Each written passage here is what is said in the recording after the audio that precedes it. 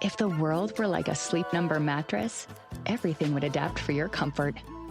Because as your life changes and your body changes, Sleep Number mattresses adapt and shift to give you personalized comfort night after night. And now everything's on sale during our Memorial Day event. Save up to $1,200 on mattresses for a limited time. To experience a whole new world of comfort, visit a Sleep Number store or go to sleepnumber.com. Sleep Number, to a good life sleep. Hey, it's 10 a.m. and this is Utah's best sports radio. Say my name. You're locked on to Scotty G and the coach, Tim LaComb, presented by Mountain Land Supply on 97.5, the KSL Sports Zone. Hey, let's get it, folks. 97.5, the KSL Sports Zone. Scott Garrard alongside the coach, Tim LaComb. Hey, Coach. What's going on? It's a wonderful, wonderful Tuesday. It is. Or is it Wednesday? Wednesday, yes. That's one thing. Yeah, that's one thing you're going to know. I am terrible on days. Well, that makes two of us. Yeah. I have so much fun. I just figured we're only a day in. It's already been two. But how about that? Excuse me for my first mistake. It won't be my last. But gosh, try to give a good effort and try to be optimistic. 100% effort every day. That's all we ask. And we're on location today. Yeah, we are. Sound Sleep Medical. Come on by. But better yet, just call 801-285-9731. That's 801-285-9731. If you're dealing with sleep apnea, it's okay. A lot of us do. I do. Lloyd does. If you're dealing with those, don't worry about it. All you have to do is call 801-285-9731. They'll give you the free sleep consultation, the free sleep screening, and you can check out these oral appliances. It's not a CPAP machine. Nope. It's an oral appliance, so you don't have to worry about sounding like you're Darth Vader when you're trying to sleep at night with a big old mask and hose hooked to you. I roomed with Chris Jones on the road. Oh, did Jonesy have a CPAP? Jonesy carried the extra accessory and had to put it through the screening at the airport and everything else. And then, yes, when I would come, out of brushing my teeth and combing my hair, I'd walk around the corner and Jonesy'd be like Darth Vader there. And he'd already be asleep. Yeah. But he definitely had that apparatus. Yes. So you don't need to worry about it. If you don't want to be carrying that thing through security, you don't want to be dealing with it, you can go on camping trips with your kids and don't have to worry about that. You can still get the good night's sleep. 801-285-9731. I love that you outed Jonesy. I know. I just wondered if there's HIPAA issues there. Sorry, Jonesy. You're probably going to sue me now. We got to get him on the air. Oh, I would love to. That guy, I'm serious. He is so much intertwined in the fabric of basketball. Oh, yeah. In fact, I was working for the Jazz in my last job, and I was doing a clinic up in Farmington at that fabulous new facility, Western Sports Park. If you haven't seen that, it's worth driving up there and looking at. It's cool.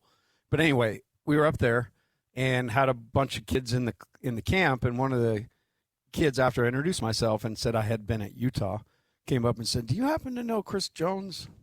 And she's probably 12. I'm like, "Yeah, I do. He coaches me. He coaches my team." So he's got a friend who has this really good girls team, and Jonesy's coaching that, and he's coaching at Highland High and playing a lot of golf, hanging out with Matt Barnes. But he worked for Rick Majerus, and Stu Morrill. Yep. How about that? And Larry Kraskowiak. Right, and Larry Kraskowiak, Ray Giacoletti. So has been in and around this state, and his son Rylan, obviously, historic high school career, and then, followed up with great years at a myriad of places. Yeah, Utah, then Utah State, and then finished off at Samford, yeah, with Buckyball. And then last year, Rylan was a GA at Texas A&M, and he just signed a contract to go play overseas now. Yeah, and Jared Calhoun would say, and Jared never coached him. Jared just got to know him a little bit because of his ties to Utah State. And Jared Calhoun said all the time, he's like, if Bucky doesn't snatch you up, I'm getting you, because his basketball IQ is just through the roof, as you would expect. I mean, he's a basketball lifer with a dad that's been tied to the game. So, there you will see when Rylan Jones hangs up the sneakers in terms of a player, you will see him as a high-level coach. Oh, yeah, no question.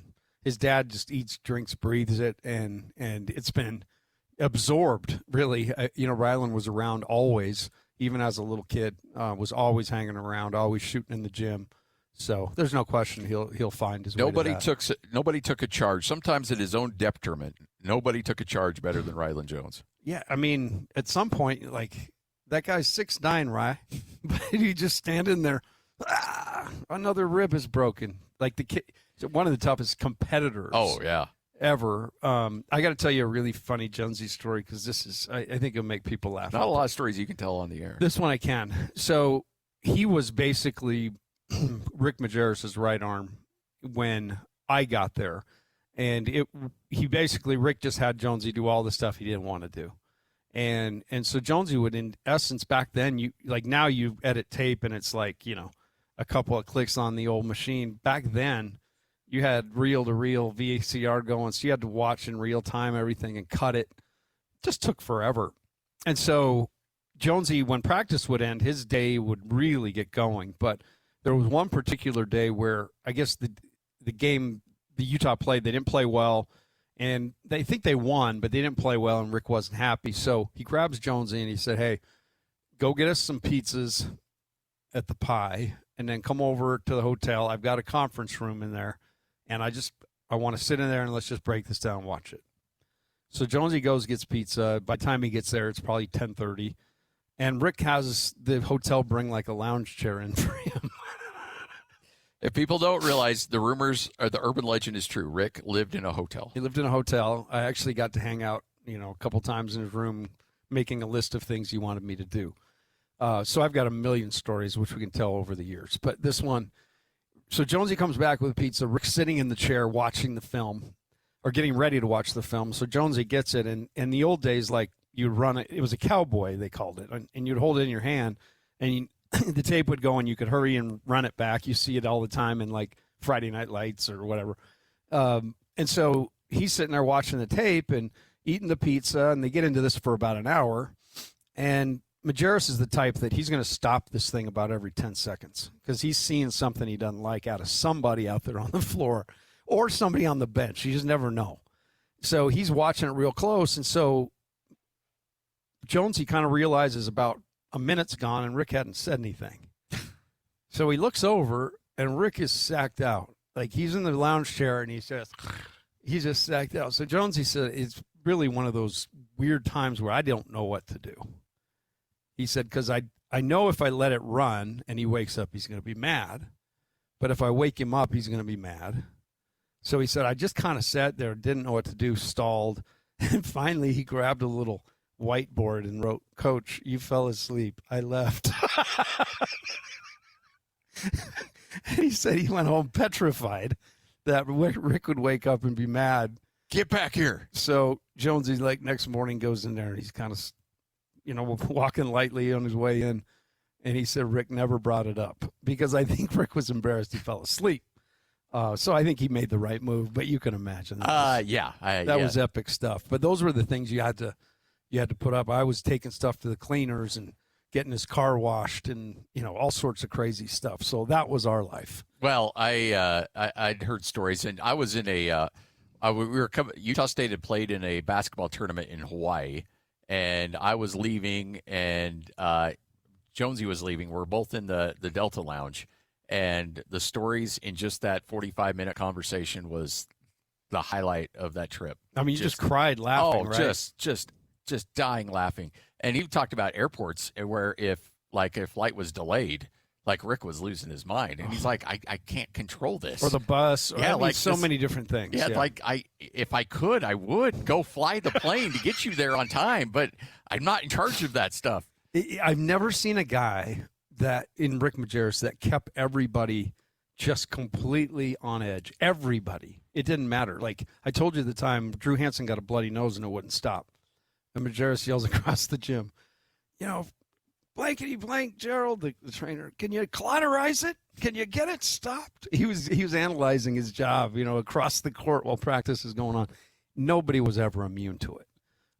But the things we learned, and if you look through the people that were around then and what they're doing now, or what they've done, it's pretty cool. So you had to put up with a lot. Yeah. But I'm telling you, the relationships I have with, we mentioned Jonesy, Donnie Daniels, Tommy Conor, Jeff Judkins, those things will last forever because we had to bond together, and each of us had to have our stuff together in order to get through it. Oof, yeah. It's one thing. It's like, it's not fun going through, but you're better for it. You are better for it. And, it's wild. We talk about life on this show a little bit, but that's a little like life too. If everything's hunky-dory all the time, what are you learning, right? It's in those dark, deep times that, maybe a little nugget pops up, and then anyway, we're way off track. Let's get back to sports, like it. baby. Well, let's get to it. Starting the lineup, 97.5, the KSL Sports Zone. It's time to kick off the show with the biggest headlines of the day. This is your starting lineup on 97.5, the KSL Sports Zone. It's your starting lineup right here on 97.5, the KSL Sports Zone. I want to go back. I was our great digital team took that Ari Temkin interview and put together some reels from it, so all the kids on Instagram and everywhere else can check it out. But Ari Temkin really took Darryn Peterson to task yesterday, and I think he tried to be as diplomatic as he possibly could. But we had the play-by-play guy, Brian Haney of Kansas, come on Monday, and he was nothing but effusive in his praise for Darryn Peterson. And then you went to Ari Temkin, who is, yes, a graduate and a fan of Kansas, but also covers the Big 12 overall. And he went after him and essentially said that nobody is bigger than Kansas basketball. You can't come in there and think that you're bigger than Kansas basketball. And if you do, that fan base is going to revolt on you. And I think that there's not a lot of Kansas fans that are overly brokenhearted that Darryn Peterson is no longer a part of that program. So who is the real Darryn Peterson? What will he be like as a pro? That's the million-dollar question. And if the Jazz, in some way, shape, or form, thinks that Kansas Darryn Peterson will be the NBA Darryn Peterson, that probably ignites them even more to try to find a way to get A.J. Dybantsa. Yeah, I am. Yesterday was a day I was feeling like the Jazz would make a move or try to do something. Today I'm more, as I read things, and we got to let this Darryn Peterson thing play out, period. Yes. Yeah. And a lot of stuff in the next couple of weeks is going to come to light.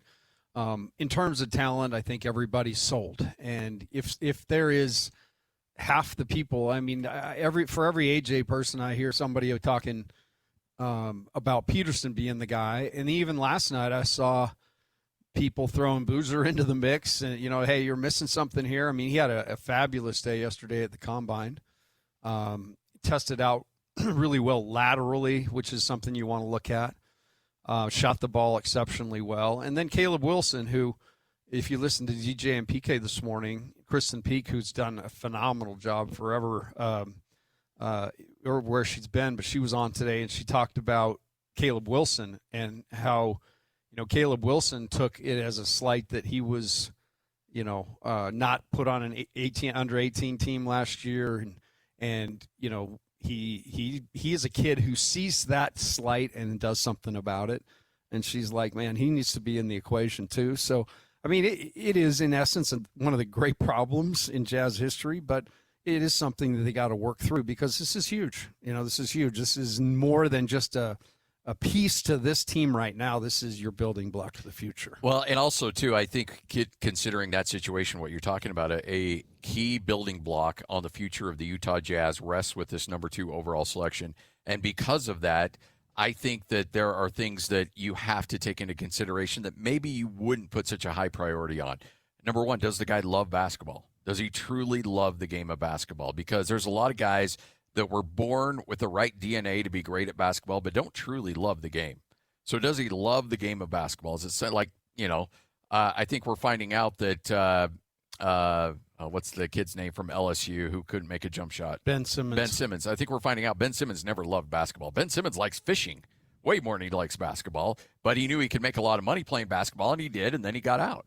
And so there are guys out there that are truly born to play the game, but not emotionally born to play the game. Is Darryn Peterson part of that? I think we can see A.J. Dybantsa physically is not only born to play, but mentally loves the game of basketball. I think Caleb Wilson loves the game of basketball. Cameron Boozer, I think, does, but also that was all he was ever raised to do was play basketball. And so I think that's an element that sometimes you can be like, okay, we're drafting 14 through 16. Let's take a flyer on this kid. He's athletically gifted. We're not sure where his mind is, but let's get him in and see if we can get him where he needs to be. You can't do that at number 2. You have to know, because you have to hit on this pick. Yeah, you have to hit, and it's so much harder than you think because of all those variables you just spoke about. And that's why this period between now and the actual draft is so, it's like gold to these guys, because the rules are set up where you don't have access to these guys really directly, other than just in passing, maybe seeing you scouting a game, or being at practice, having an opportunity with coach there to talk with them. But outside of that, this is your time to really get into these guys and their lives. And do they love basketball? I mean, we had a number of guys who played basketball because they were tall. Mm-hmm. We had guys that played basketball because they liked the perks that came with it. And then there were guys who just, when you talk about a guy, I got to coach Tyler Haas, and Tyler is the leading scorer in the history of the school at BYU. In fact, I coached the two different leading scorers in the history of BYU at 2 different times. Obviously, Jimmer passed Danny, which Danny argues if the 3 was there, right? That wouldn't even be close. And then Tyler. But you talk about loving the game of basketball. One thing Marty, when he was raising these kids, it was like, these guys, they want to do this. It's going to be on them. I'm going to tell them, hey, I'm available here to come help you, but you got to want to do it. You got to set it up. So Tyler, Tyler was definitely a guy who would, they ended up going, he'd go get his dad at like 5:30 in the morning and get him out of bed. And it was a daily thing where he'd go before school and shoot. He had to make X amount of shots, and that number would always increase. But that's the kind of guy you want to get, that is driven. And when I heard that story about Caleb Wilson, it's, the Jazz are in a great spot here, because you're not going to really, unless Peterson's just, that whole thing is just a small part of a huge, big part of issues, which I don't think it is. I think that can be solved. But outside of that, I think these 4 guys are going to play in this league for a long, long time. I agree. So it's not like you're going to completely miss, but why not find out? And I do believe what Ryan said yesterday. I don't think, like, he was talking to somebody, and I think the thing he said that stuck with me is they're going to take the best player. This ain't going to be, if then. It's going to be simply who is the best player on the board when we draft, and we're going to take that player. So I think through all that, the Jazz are in a great spot, but this is the fact-finding, and we're at the second day of the Combine. There's going to be some scrimmages. Some players, I know Boozer's not taking part in the scrimmages, but we're going to continue to get data and detail, and I don't know that it'll ever crystallize, but I think where the Jazz are going to go will start to kind of emanate, in the next couple weeks. This is 97.5, the KSL Sports Zone. I'm here on the job site with Dale, who's a framing contractor. Hey, good morning. Dale traded up to Geico Commercial Auto Insurance for all his business vehicles. We're here where he needs us most. Yep, they sure are. We make it easy for him to save on all his insurance needs, all in one place, with coverage that fits his business and bottom line.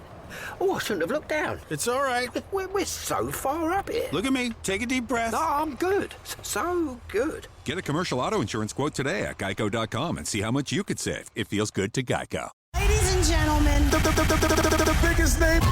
You're locked on to Scotty G and the coach, Tim LaComb, presented by Mountain Land Supply on 97.5, the KSL Sports Zone. 97.5, the KSL Sports Zone. Scott Garrard alongside the coach, Tim LaComb. Hope you're having a great Wednesday. We still have a few weeks until the NBA draft, about 5 weeks. So the Jazz hunkering in with the number 2 overall selection, trying to figure out who the heck they're going to take at number 2. Joining us now, Conor O'Neill. He covers Duke basketball for On3. Conor, how you doing, man? Doing well. Just broke a little basketball news. Duke has a home and home with Illinois, so don't know if that moves the needle for your guys, but always cool to see college basketball teams set up home and homes instead of setting up the neutral court games.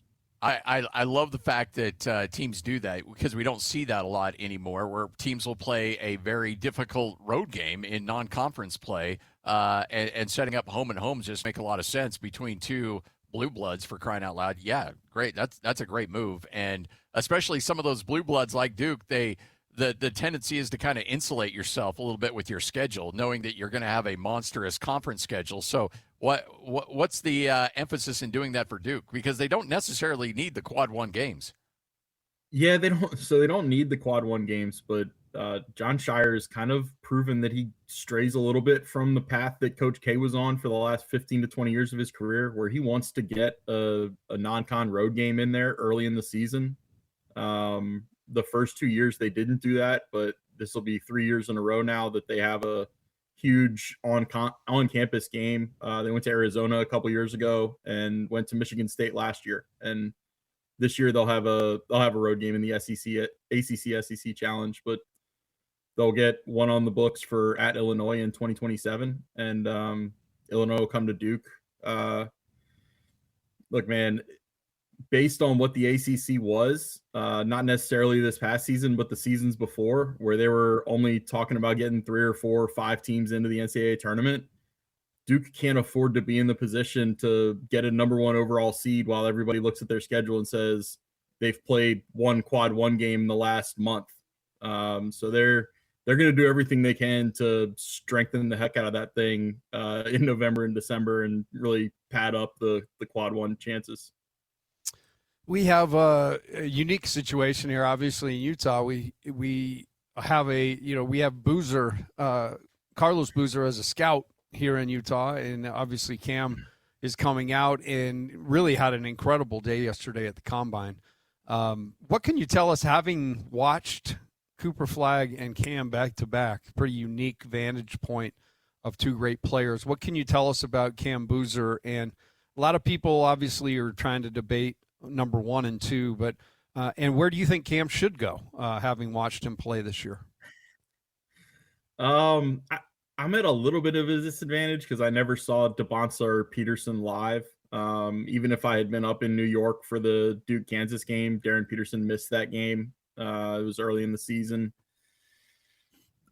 Here's the way I would phrase it. I think I would take AJ Dybantsa number 1 if I had that pick, but also yesterday kind of cracked me up where everybody acted like it was a revelation that Cam Boozer should be in the discussion, because it really was starting to become a Dybantsa or Peterson debate. And then Cam Boozer shoots, 19 of 25, I think, on standstill 3-pointers. And it's kind of like, yeah, guys, I don't know if this should be the watershed moment you think it is, that the consensus National Player of the Year should be talked about as the possible number 1 pick. Like, he was so dominant. His off nights were 16 points, 9 rebounds, a few assists, a few steals, a block or 2.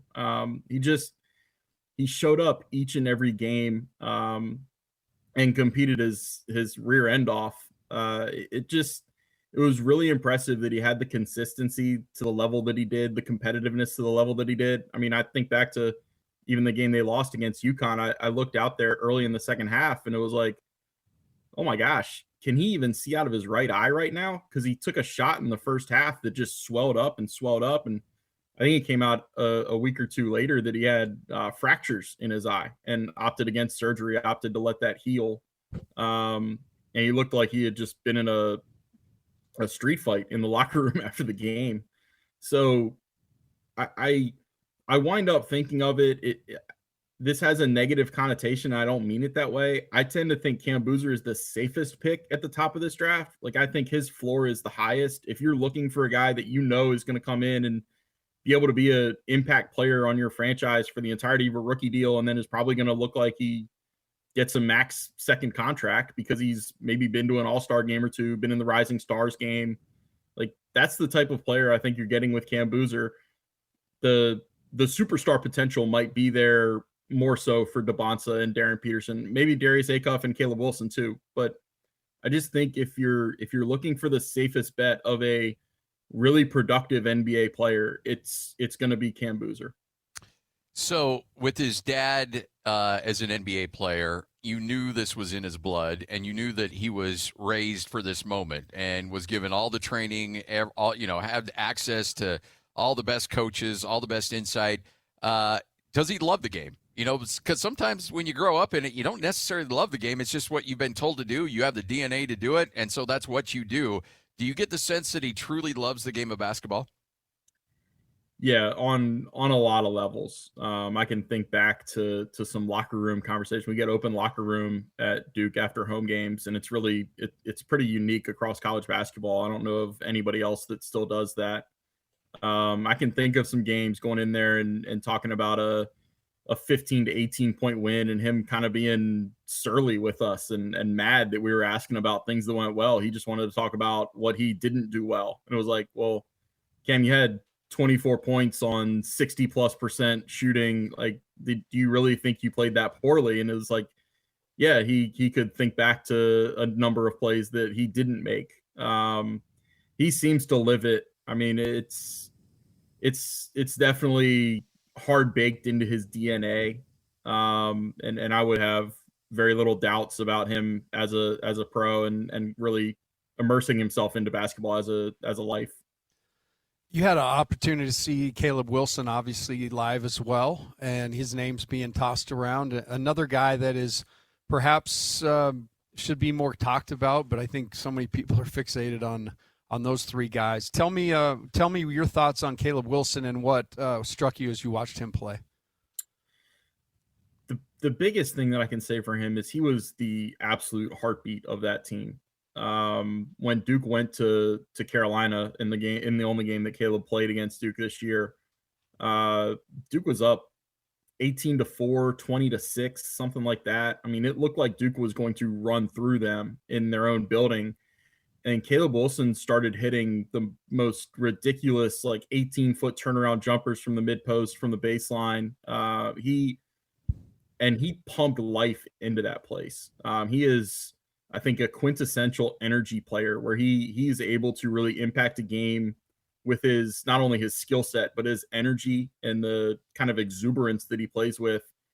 It's contagious. And that's why a lot of people in this neck of the woods had a lot of, there was a lot of debate and consternation about, can you really fire Hubert Davis when he didn't have the heartbeat of his team for the last month and a half of his season because of the thumb injuries and whatnot. But that's not really for me to comment on. I just think, like, when I think of last year's Carolina team, I think of how much better they were when they were led by a freshman on a team that had some older guys on it, like Henry Vassar and Seth Trimble. They're both going through the process right now, but everything about the leadership of that team was with the kid. Caleb really made them tick.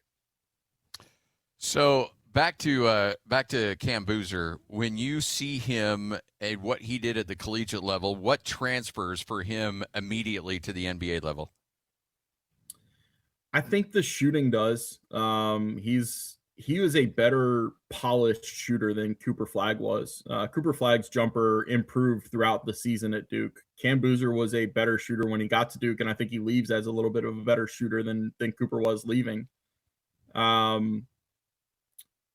mean, I guess this is probably going to plague Cam Boozer into his NBA career. The discussion of, is he athletic enough? Does he play above the rim enough? Because it is just such a tall man's game at this point. Look, I don't know how he matches up with Wemby. I don't know how anybody alive matches up with that guy. But I do look at Cam.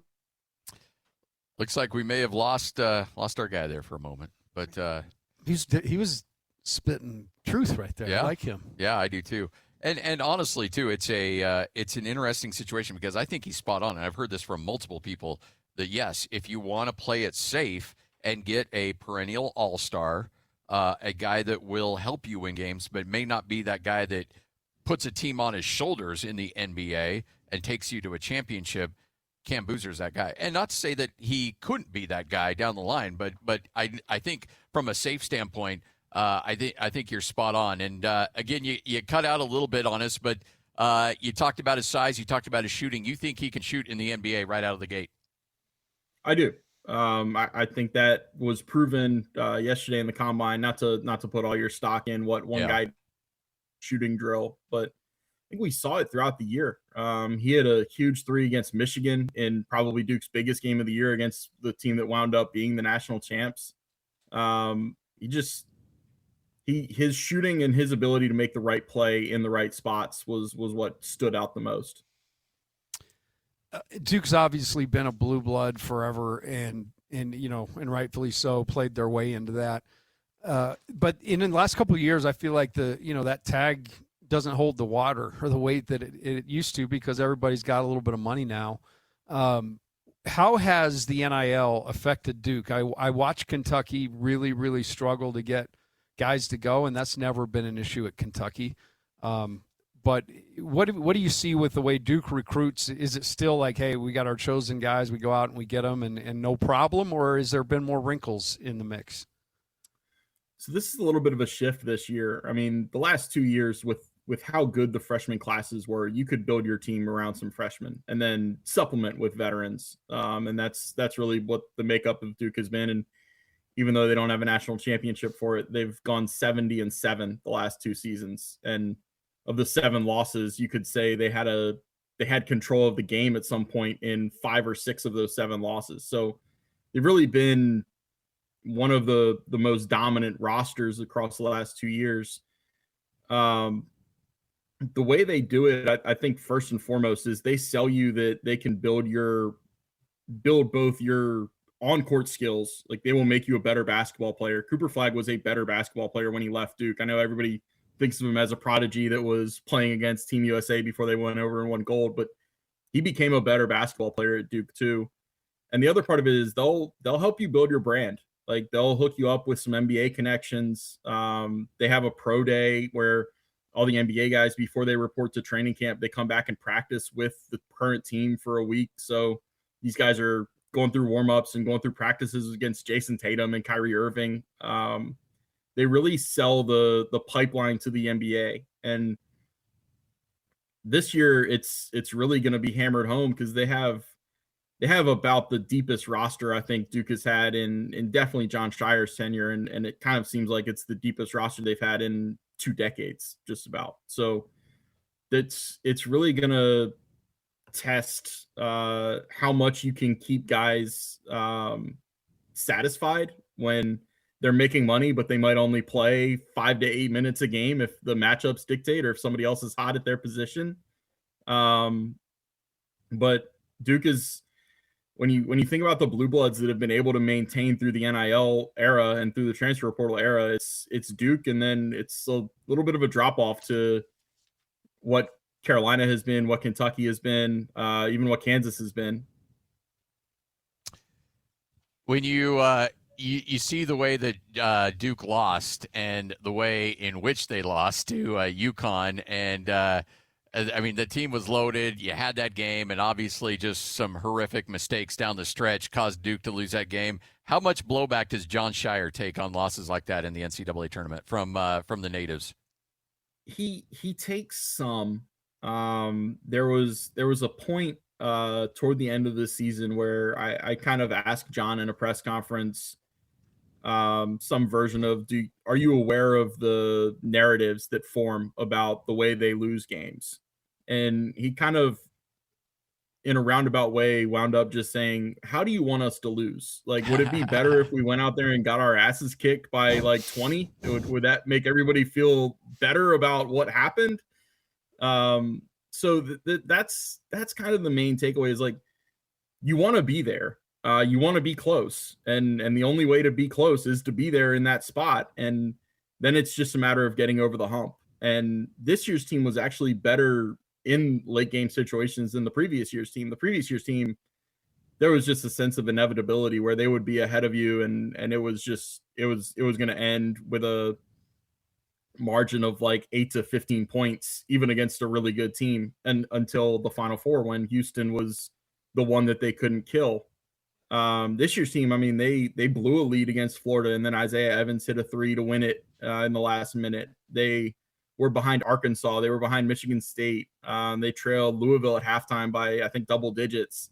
So there's some of that. I kind of think the poetic way to end this would be trailing by like 10 or 15 points in a national championship and coming back to win it. I think that would like get everybody off of Jon Scheyer's back once and for all. But a national championship, no matter how they come by it, would do the same. But yeah, it's really a fascinating topic, and part of the process with roster that they put together this year is there's never been more pressure on them to win.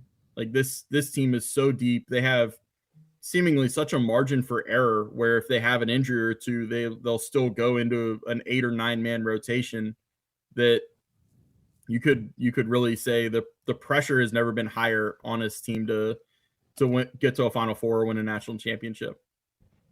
Well, we appreciate your time. Thanks for hanging out with us. Look forward to catching up with you down the line, especially if Cameron Boozer's wearing a Jazz uniform next year. So should be a fun one as well, leading up over the next 5 weeks. But again, can't thank you enough for hopping on with us. Sure. Thanks, Scott. Thanks, Tim. There he is. Really an interesting, and that's the thing. We're going to get a lot of different perspectives. We're going to get a lot of different analysis from a lot of different people, whether it be AJ, whether it be Darryn Peterson, Cam Boozer. We'll take a closer look at Caleb Wilson as well. But there's Conor O'Neill, who covers Duke for On 3, and it just look, you're going to get some truth, you're going to get some exaggeration, and the truth is always somewhere in between. His read on Cameron Boozer is what mine is from a distance. I do think he is a hard-playing guy. I do believe out of the top 4, he's probably the safest first pick in terms of where he is right now. And but man, some major question marks. The under, not be able to play above the rim. His vert was like 35, I think, yesterday. And so I think his desire to be great, his want to play, all that stuff is, I get that same read. And I watched that game where his eye nearly got gouged out. And I love when a guy comes back because they can sit there and say, I need some ice. But he made himself be back out there, and I like that about that game. Yeah, I do too. How much does that vert concern you? Because AJ was at 42 inches. I want to say Darryn Peterson was 39.5, almost 40 inches on the vertical. I think that he got the same vert as Cooper Flagg last year. So it's not like it's just some guys obviously have a little more pop in their legs. And you watch his tape, and the part that concerns me is he scores in and around the restricted area a lot. Those guys in college, okay, you're going to have a 7-footer here and there. But they're not going to be grown men. Yeah. And then, like he said, Wemby last night was otherworldly in that first quarter. Like, he was beamed down from a spaceship, and he got out and was like, I will play now. And he just put on a show. It was beautiful. Nothing you can do. Nothing you can do. And he made a great point. There isn't anybody in the league that can stop him. He's becoming the best player in the world right during this playoff stretch. Hey, make sure to hang out with us. We'll be live at Beehive Meals coming up tomorrow as they open a new facility in Ogden. Yep, myself, Coach, will be live bringing you all the action, having some fun up there at Beehive Meals tomorrow. This is 97.5, the KSL Sports Zone. Scott Garrard, the coach. Coming up next, what you may have missed right here on The Zone. The Utes, Cougars, and Aggies. When it comes to sports in Utah, we've got you covered. This is Scotty G and the coach, Tim LaComb, presented by Mountain Land Supply on 97.5, the KSL Sports Zone. I am fired up for our next conversation. Joining us in about 10 minutes from right now will be the one, the only, Greg Wrubell. And Greg will be joining us on video. Remember, you can catch the whole show via video at YouTube. Just search KSL Sports, or you can just go right to KSLSports.com. Greg is my favorite Canadian. Yes, I would agree with that. Followed closely second by Geddy Lee. Yeah. And Greg loves himself some Rush, too. So I went to a Rush show at Delta Center. I think the 40, Rush 40. And this is before Neil passed. So I got to see the band in action. And they're coming back out this summer with a new drummer, by the way. Okay. But I was down on the floor with a buddy, and I hear to my left, Coach! I turn around, and if it isn't Greg Wrubell seated next to Roxy Bernstein. Oh, wow. They took the concert in Salt Lake together. So that was fun to see those two guys hanging out and enjoying. They both love themselves some Rush. Roxy's just a music head altogether. That's what we would always talk about when he would do our games. We'd sit down and talk music. Nice. Roxy's really good. And a good dude. Yeah. Really good dude. So, by the way, what you may have missed last night, you mentioned it. We'll talk more about it a little bit later on, but Wemby put on a show. Oof. And the Spurs now up 3-2. So he got ejected, had a little venom. And it was interesting because in the pregame show I was watching, and Reggie Miller, who I love Reg. I think he does such a good job. And I've really enjoyed Jamal Crawford, too. Mm-hmm. I think he's doing a nice job. But Reggie said, I just got a feeling that Wemby said, just watching him warm up, he's got something tonight. And, when Reggie says stuff like that, because Reggie's got a good eye, I was like, let's watch this thing. And he missed a couple of shots, and then he just went crazy. Had 18 points in the first quarter, right? Yeah. And he was just unbelievable. He ended up with 27, 17 boards. I mean, he's just putting up otherworldly numbers on a nightly basis and making things that look really difficult. He's making them look easy. Yeah, and that's what's really, really scary about everybody else in the league watching that, is that you're seeing it start to sink in for him. And when he does lock in and he does settle in and the game becomes slower, I don't know how he's unguardable. And from a defensive pressure, it's like Rudy Gobert times 10. It's like, I don't even know how you work with this guy. And it's going to be another iteration because we went through the Parker and Duncan era, and obviously Ginobili got in there. Steph Castle is one of those guys. That guy, he'd rather rip your head off than lose a game. And I like their young core. If it sets up, and I think it will. What we said yesterday was Minnesota's starting to show frailty. Yeah. Seems like the Spurs are getting stronger. Minnesota's starting to slide a little. So this next game's huge, but Spurs will win this series. And the Spurs-Oklahoma City series may set up as one of the best series we've seen in years because the Spurs have had Oklahoma City's number. Oklahoma City's the reigning champ. And that thing, seriously, we haven't had a great series like that in a long time. It's going to be great. Yeah. That'll be must-watch basketball television. Because San Antonio's going to come in with some swagger. There's no doubt. But at the same time, I watched Michael Jordan go in with some swagger against Detroit a couple times and get his head knocked off, right? So there is a pecking order, but sometimes greatness supersedes that. And if the Spurs could maybe make a jump here in Wemby in a year where he comes back from injury, man, the Spurs, and Ryan has said it, the Jazz can't go lightly because those guys are waiting. Yep. These two teams we're talking about are waiting. And they're not going away. They're not going away, no.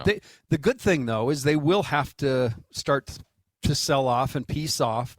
So as the Jazz hopefully start their uptick with contracts really solid in a moving up direction, maybe these teams, Oklahoma City, will start getting, teams are going to start piecing off their guys. Greg Wrubell's going to join us next. We've heard people talk about Darryn Peterson. We just had a conversation regarding Cameron Boozer.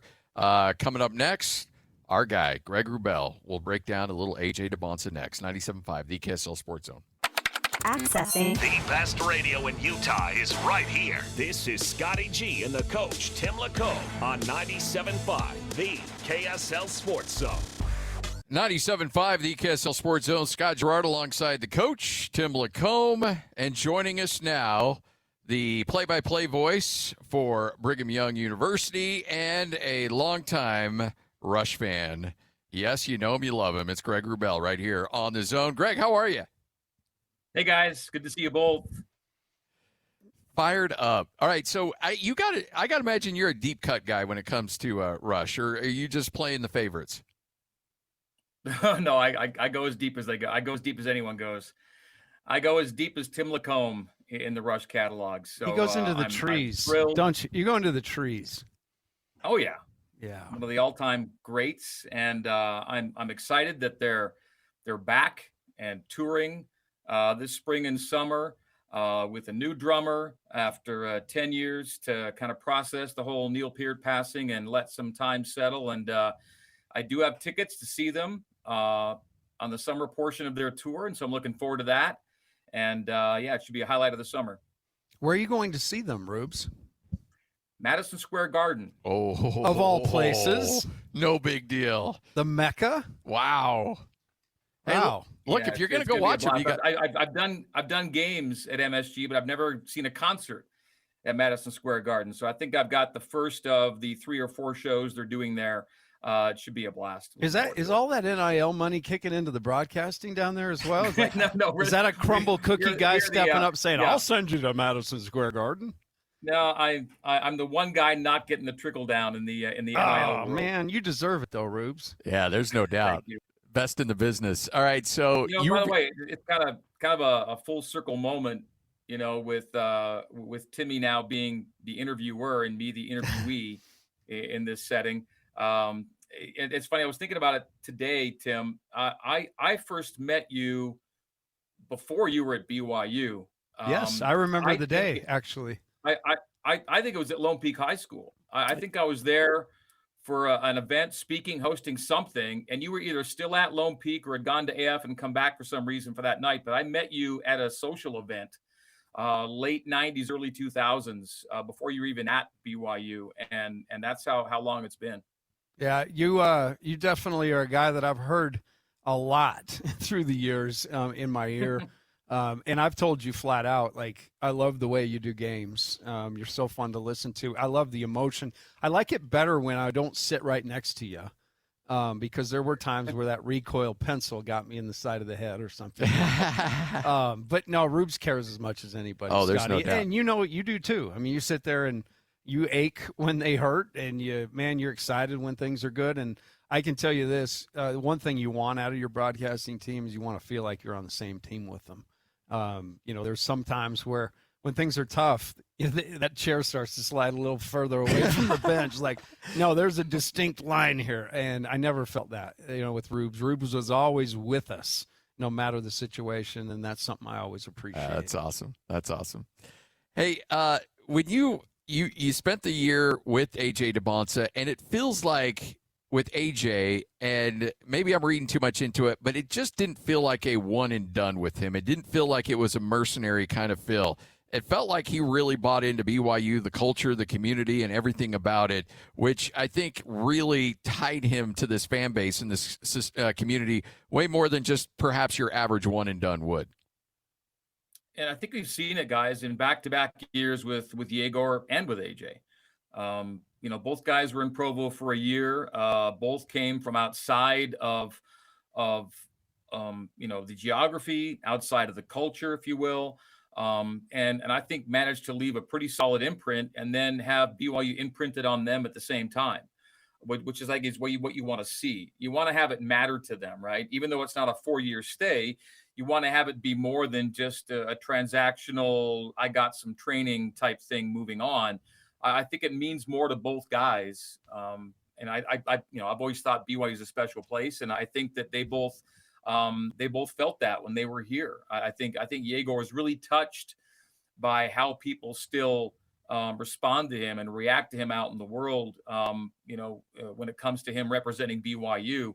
I'm speaking of Madison Square Garden. We went there for the Clemson game this past year, and Yegor, of course, plays nearby and came to the game, and he kind of felt the love all over again as a Brooklyn Net there, coming to watch his team play at Madison Square Garden. I love that connection we were able to make. And then, AJ, his AJ Dybantsa Foundation at its first real event here in the state of Utah.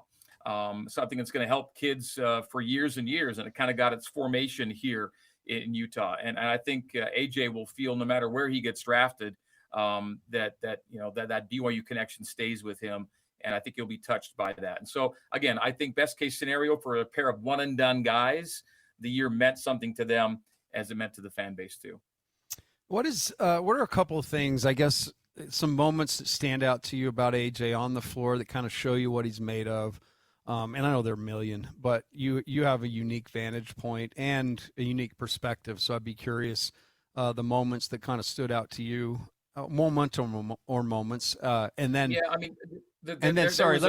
let me follow it up with something off the floor, that struck you as the essence of what this kid's about. Yeah, I would say on the floor, there were like individual moments that were jaw droppers. There was the putback dunk. I think it's Abilene Christian early in the year. I could be off on that one, but there was a one-hand putback follow that just I had not seen that kind of play made by a BYU guy before necessarily. That jumps out. There were moments like that where again you're just kind of taken aback, like did I just see what I saw with that kind of athleticism? And there was an overall overriding impression, aside from just moments, Tim, there was an overriding impression that he's going to get what he wants kind of when he wants it. And that's a unique thing to see at the college level. And so I think that's the overriding impression, was that this was a talent that doesn't come around very often, certainly generational relative to BYU and the kind of players we've been seeing over decades. So it was a unique thing to me to have that be the guy that you get to call. And that's why we're thinking about him right now as the number one, overall draft pick. Off the floor, I did get to host his first AJ Dybantsa Foundation Gala at Sundance. And that was where the off the floor, kind of aspect was kind of galvanized, where you got to see the kind of people he's helping and the objectives he has for the future of helping kids who were once in a position like him. A very generous guy, a very family connected guy. And again, his family was a part of this thing from the get-go. It was never just AJ. It was kind of AJ and the family. And that was kind of the feeling you got throughout this year as well. And then beyond that, just the professional nature in which he handled himself. We were in very crowded and populated environments when it came to circulating, getting to and from, buses and hotels and things like that. And he just handled it with such great cool and aplomb. And it showed you how well he'd been trained for the moment, but always kind of in control of the situation, and yet connected to teammates. You never felt, that you couldn't, be part of his circle. And so I was impressed in every way, on floor and off floor, about how ready he is to do this at the next level. So in the NBA, that there's going to be salary discrepancies based on talent level. And I asked Kevin Young this a while ago. Do you worry about that at the collegiate level, in a locker room with 18, 19, 20-year-olds when there's an obvious discrepancy in amount of NIL? And he said, look, these guys are essentially pros now. They handle themselves like pros. We're going to expect them to handle themselves like pros. But overall, I mean, whatever the number was, it doesn't matter. But it was sizable with AJ. But it seemed like there was never any animosity in the locker room towards his stardom or what was potentially he was making, because it felt like he wasn't about to allow that to happen. And with him as a teammate, what made him successful with his other teammates in the locker room, making sure that they were all on the same page? I think just that. I think that there's a pragmatism in a locker room where everyone knows kind of the deal, and everyone's out to get their best deal. And there will be a bit of a salary ladder or a compensation ladder in any locker room. But I never felt like he was, putting that out for people to see, as much as the teammates could benefit from him. Again, everything that comes with AJ being who he is, I think helped BYU. It helped attract talent. It continues to help attract talent. And ultimately, it was a rising tide that lifted a bunch of ships this year. I'll go back to the Richie Saunders injury as being, the biggest factor in BYU maybe not capping out its potential this past year. And that's just a bad luck thing. That's just, a happenstance thing that you can't control. And the longer I've done this, guys, the most common thread I've seen is that the one thing that keeps a very good team from becoming a great team is usually some kind of injury or some kind of absence at the wrong time of the year that just strikes you when you needed, to kind of stay a complete team. And I think that was the case we saw this past year with Richie and AJ and the Cougs. I really like the direction recruiting's going with basketball. It kind of seems to be a little bit of a shift in terms of, who's going to be the role players, who are going to be the guys coming off the bench. And it seems to me, bringing in some transfers with familiarity to the area and the culture make a lot of sense. Just your overall thought on the roster as it's constructed so far. Yeah, so you have 3 seasons of Kevin Young. You're about to have a third season with Kevin Young, and so we're going to see 3 different constructions. But I think the third construction is going to look a lot more like the first construction. The second construction was unique because it was featuring the number 1 potential NBA draft pick in AJ Dybantsa. Okay, and so Kevin Young's offense looked a little different with a guy like AJ than it did the year before. It was an offense designed to capitalize on his skills and his abilities, but it wasn't the system that looked pretty good in year 1 differently. And I think you're going to see year 3 look a little more like year 1.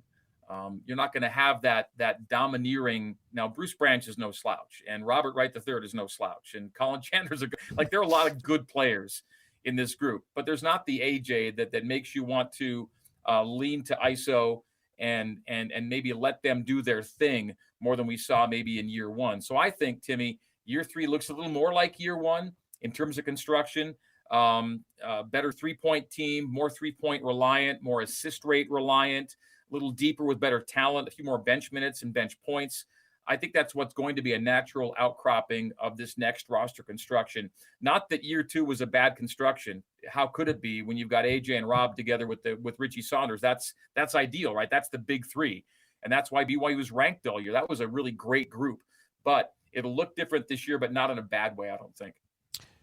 Rob Wright essentially gets to carry a heavy ownership of this team, and he had some last year, but as you mentioned, that was AJ's team. This feels like this is evolving into Rob Wright's team. How do you feel like he's ready for that challenge and the expectations of being the guy on this team?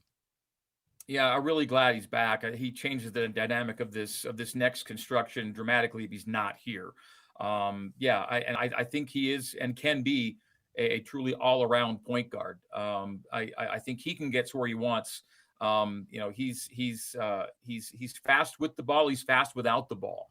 I love Rob Wright. I think he will be one of the top 5 point guards in the country this next year, and will be the engine that helps to make this thing go. And it's such a huge thing to not have to worry about.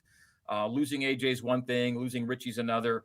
To have to lose, all 3 of your big 3 would have been a heavy load to bear. I'm glad BYU doesn't have to worry about it. I think Rob's outstanding. The Brendan Sorsby news out of Texas Tech certainly took the media, took the airways by storm, and obviously is going to affect how the Big 12 shakes out football-wise. How excited are you for football? And it looks as though BYU is going to have a real crack. Yeah, I wish, I wish they had every wide receiver, back from last year. They're down a pretty good one right now, but I think they added some nice pieces. You're going to see freshmen come along quicker than otherwise expected, I think, in that room. But I don't see anything that keeps BYU away from being considered, along with Texas Tech, as one of the top 2 teams in the Big 12 this year.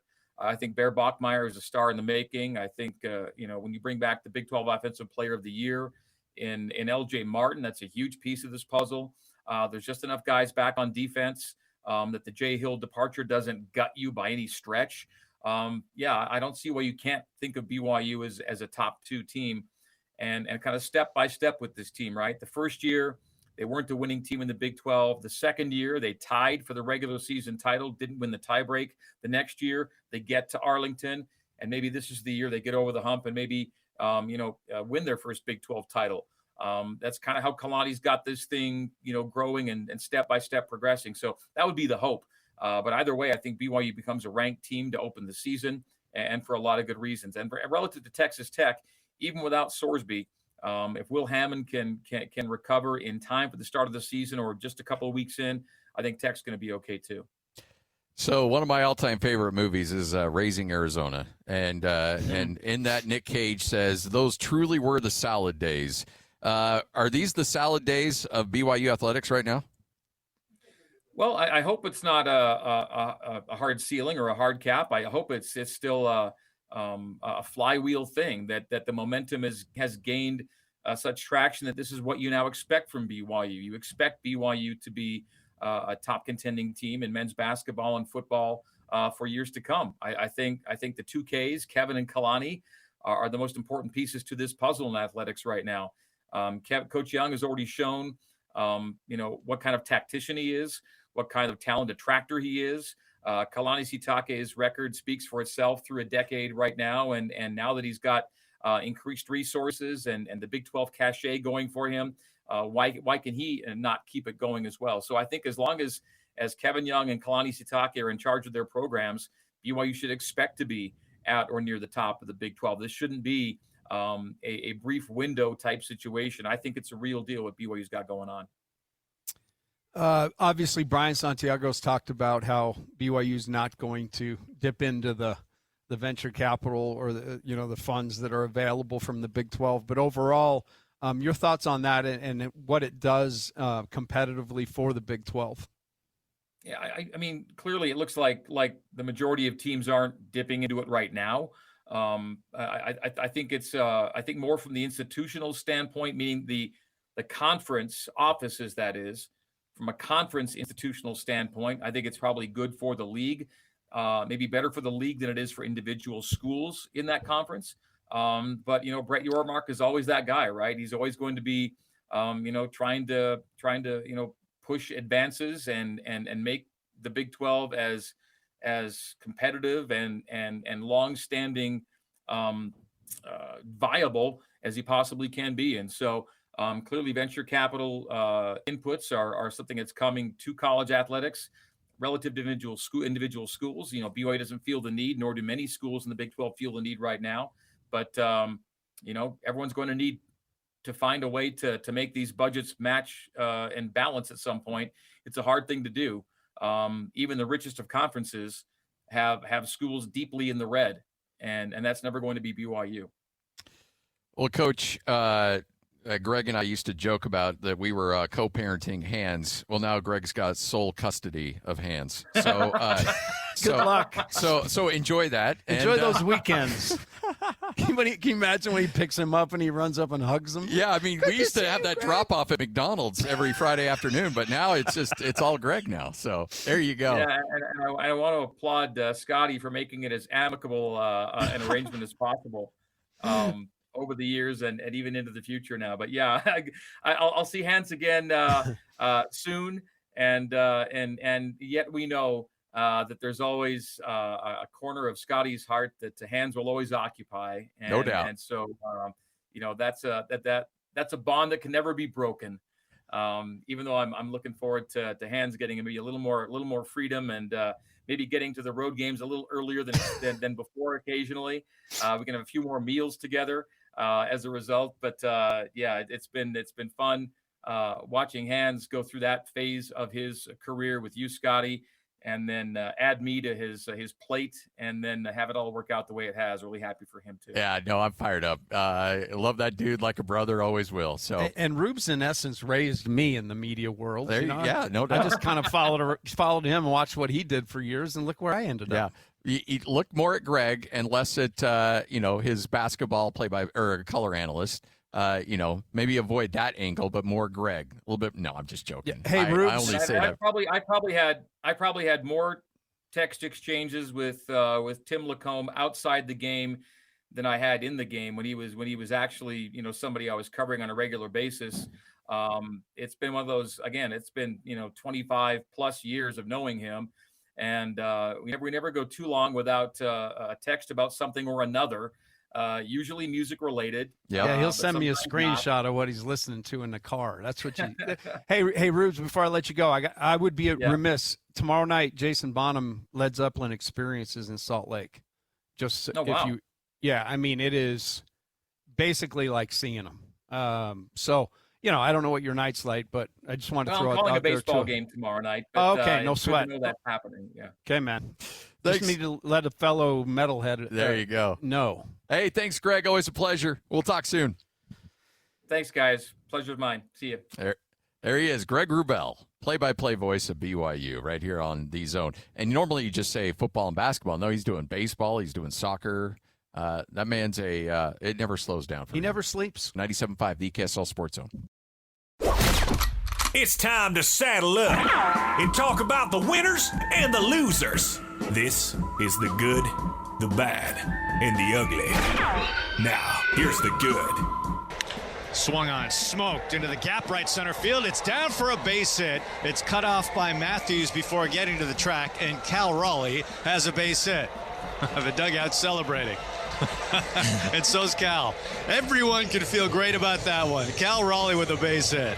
Breaks that 0 for 38 slump. Yeah, they're going crazy in the dugout, including Brian Wu. That's got to feel great for Cal Raleigh. That slump is finally over. Man, a great swing. Wow, that's got to feel good. Cal Raleigh, you know what? That's what we do is we bring things up and then things get better. That's the good vibes of the show. We talked about Cal Raleigh going 0 for 36. It extended to 0 for 38, and then he got his hit in Seattle's 10-2 victory over the Houston Astros. So Cal Raleigh, the streak is over, but there was a reason, not just us.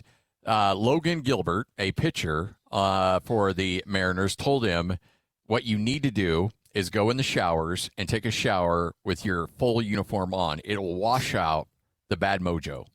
So on Monday, he went into the showers, fully dressed, full uniform, a non-nude, and took a shower and just washed the mojo out. Next day, he gets his hit. Well, he thinks it was that, but we know what it is. But we know what the story really was. We brought it to attention. If you bring us your slumps, you bring us your sports troubles. Yes. You'll be amazed at how it gets flipped if you just bring it to us and drop it on us. Leave it with us.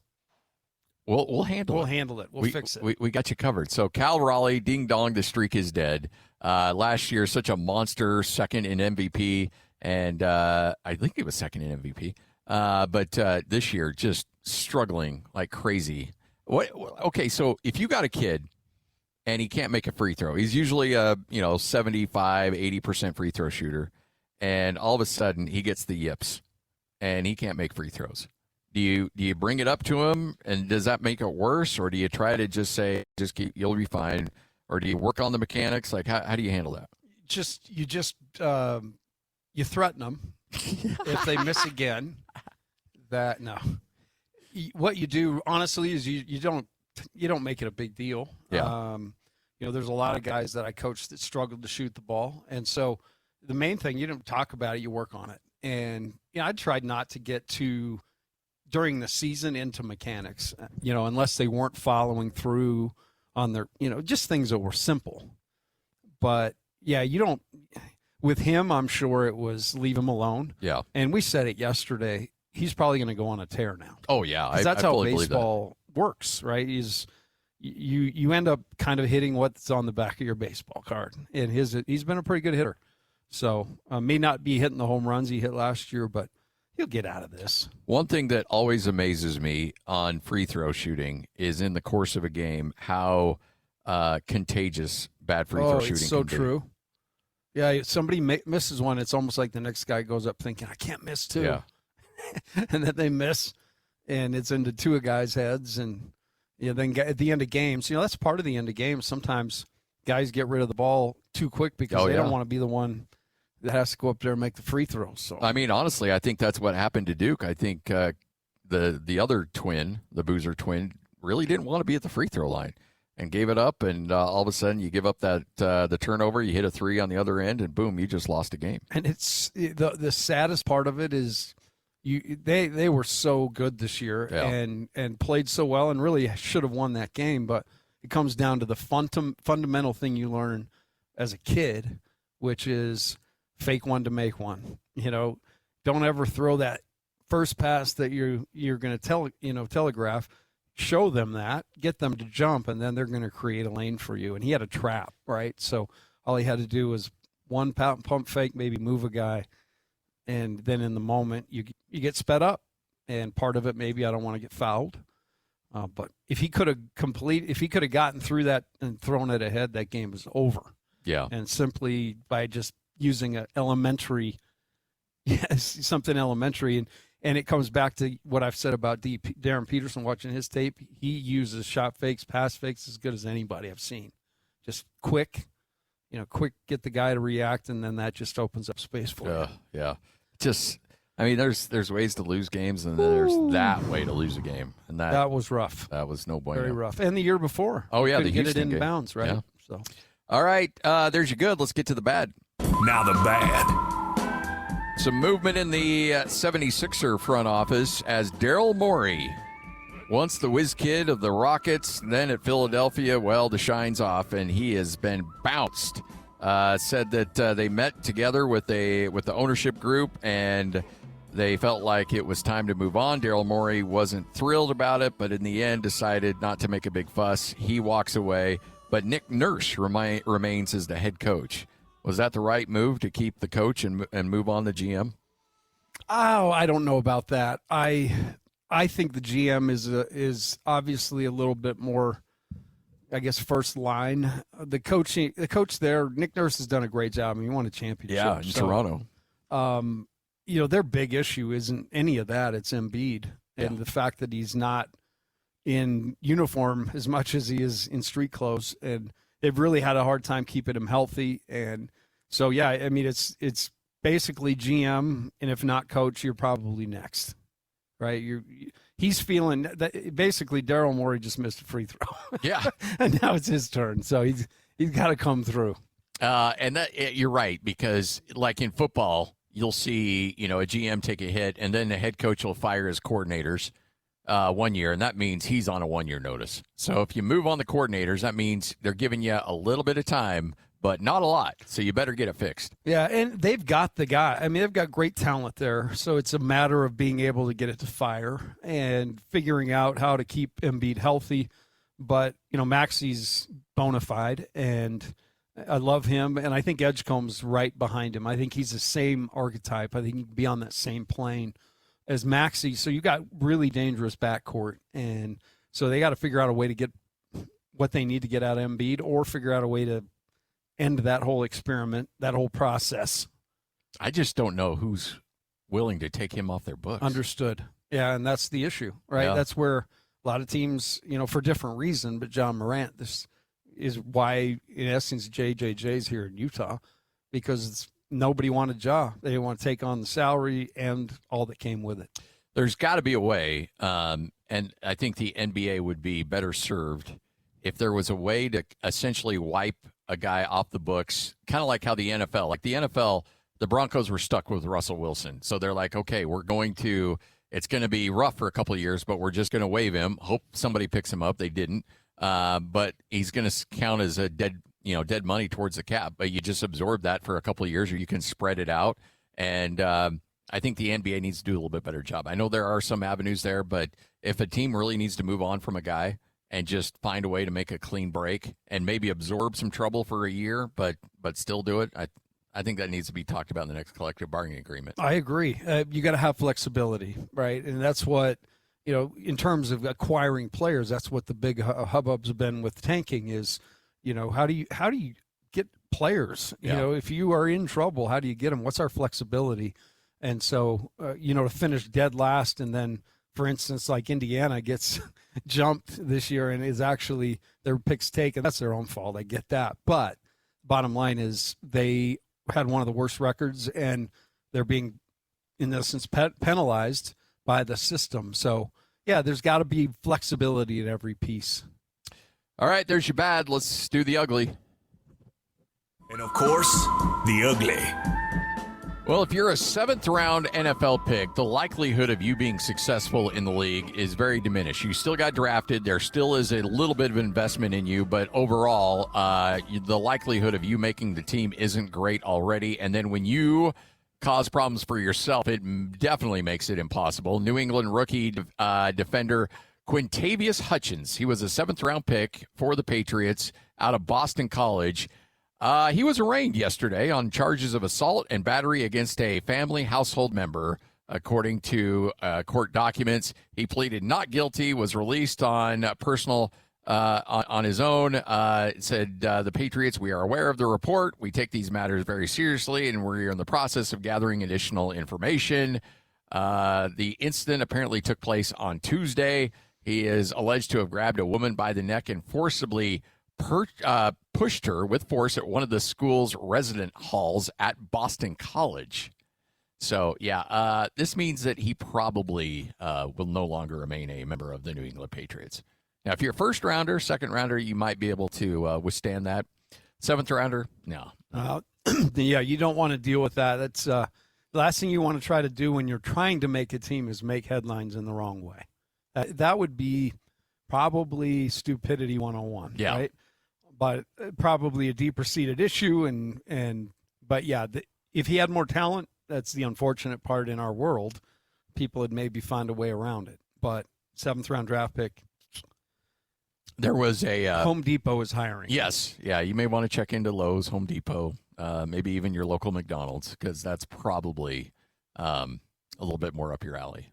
Yeah. The NFL may not be for you, my friend. Nope. On a little, I know that's the ugly, but on a little happier side, I talked to Caleb Lohner last night. Yes. And tearing it up. He is thrilled. Had an unbelievable mini camp. And you're right.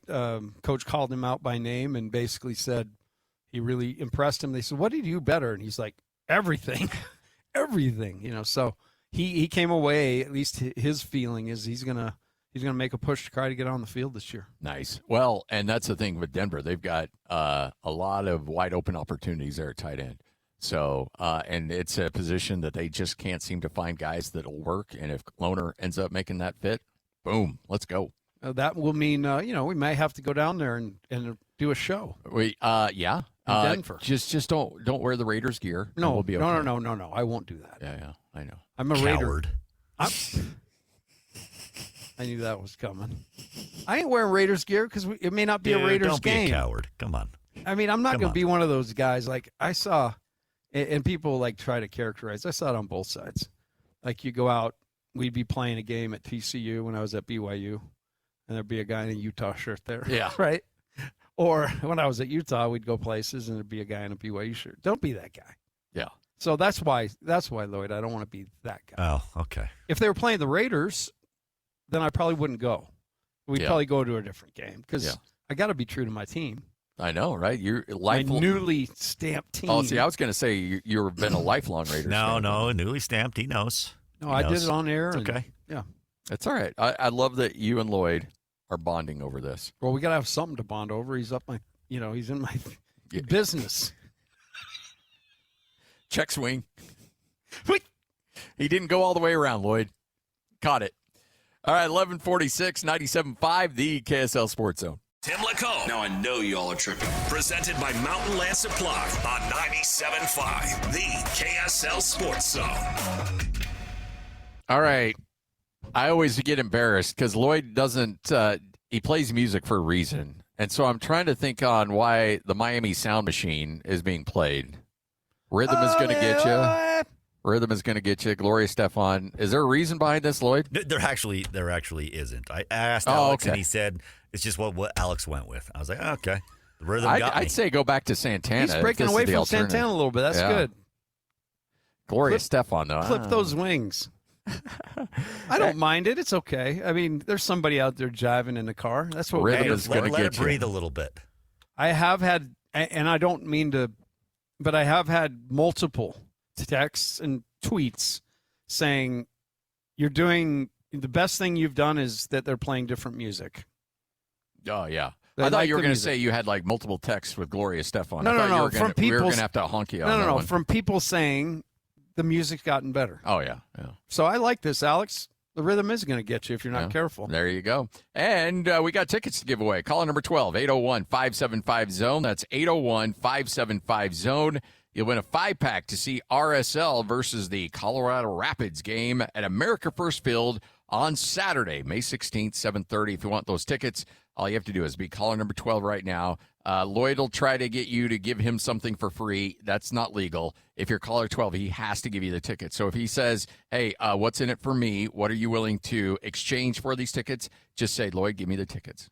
That day Lloyd was gone and Alema made him go to 92. Yeah. Oh, that was Buller. Yeah. Buller. That wasn't cool. Yeah. Well, that was Buller. Buller did that to me when I was producing. 92. And he's like, all right. Buller's done that to all of us. Yeah. Buller loves doing let's go with 92. Yeah. Poor Christian back there. It's like, all right. Right here on the zone.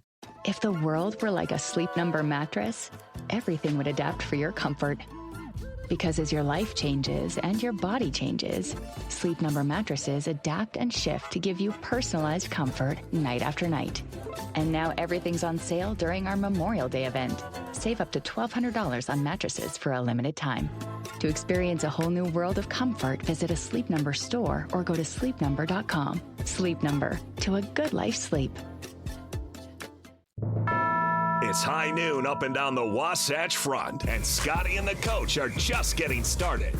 You spent the year with AJ Dybantsa, and it just didn't feel like a one and done with him. It felt like he really bought into BYU, the culture, the community, and everything about it. And I think we've seen it, guys, in back-to-back years with Yegor and with AJ. Both guys were in Provo for a year. Both came from outside of the geography, outside of the culture, if you will, and I think managed to leave a pretty solid imprint and then have BYU imprinted on them at the same time. You want to have it matter to them, right? Even though it's not a 4-year stay, I think it means more to both guys. I've always thought BYU is a special place, and I think that they both felt that when they were here. This is Scotty G and the coach, Tim LaComb, presented by Mountain Land Supply on 97.5, the KSL Sports Zone. 97.5, the KSL Sports Zone. Brian Taylor's going to join us here in just a little bit. We're going to talk a little PGA Championship with him. As, yes, it is major week for the PGA Tour at the PGA Championship. It's always time. A lot of fun. I'm part of this thing now. Yeah. This is fun. Talk a little golf. Brian Taylor is a good dude. I don't know if you've had a chance to chat with him before. I have talked to Brian here and there. Good dude. He does have a little bit of a condescending tone to him, and that's the burly high grad in him. I get it. I get it. We are below you in Idaho. That is a fact. But so he and I, we grew up in cities that were right next to each other. He in the bigger, more sophisticated city. I was more in the farm community, the Hicks, as they would call us. And so he comes on with a little bit of a uppity attitude sometimes. So you got to bring him back down to earth a bit. But for the most part, he does a good job. Okay, well, I'm just going to try to prime him for info. There you go. Absolutely. I'm fired up for the PGA Championship. I know that there's a lot of people out there that are kind of iffy on golf right now. And not because they don't like it. It's just that there's not that overwhelming character right now. There's not that overwhelming personality that draws you in. But in terms of just quality from top to bottom, this is about as good as a sport's been. For sure. And it's kind of weathered the crisis to live. That was not very long-lived. No. But it was an issue, and there was certainly a distraction by it. And no, but right now we're doing a heck of a job. Following golf, and I think these guys are doing a heck of a job playing it. Well, let's get to it. Here is Brian Taylor from Real Golf Radio. The PGA Championship Update is presented by Copper Rock, where the pros play, on 97.5, the KSL Sports Zone. All right, Brian Taylor, kind enough to join us right here on 97.5, the KSL Sports Zone. BT, how are you? I'm good, guys. How are you? We're doing well. How's the scene out there right now? It's pretty good. Right outside, I should have turned around here so you could see me a little better, but just feet from the chipping area. You've got guys out prepping for the first round tomorrow and trying some of this 3 1/4 inch rough out and chipping into the wind. It's a blustery day today, but it's good. No rain, so the golf course conditions should be nice and firm, just how they like them. We talked to Bob this week, and he talked about how, guys that can really bomb it are going to be a little bit of advantage, and how many more guys there are that can. Just your couple names, I guess Cameron Young, he's a guy that's just been so hot. I mean, he's got to be a guy that is going to be firmly in contention here. Yeah, I mean, I like Cam. How can you not like Cam? He's super gritty. Good player. Obviously coming off of what he did at the Ryder Cup last year has really stepped his game up and become one of the preeminent guys on the PGA Tour right now. So, I like Cam. He's on a heater, and, he's like all in with this putter. It's working for him. And, here's the thing, though. I just got the feeling like this one might come down to number 1 and number 2 in the world. Like we don't ever get it very often, rarely, but this seems to be shaping up like a collision course of the defending champion of the PGA Championship and the current reigning Masters champion. So I like Scotty and Rory colliding this week. It's Rory's already talking about how it's a big old wide fairway for him that he can hit driver as far and as hard as he can and then go chase it and go out and hit it again. It becomes a bit of a putting contest, but I don't know. I think both these guys, Scotty Scheffler is 3 times a runner-up in his last 3 events.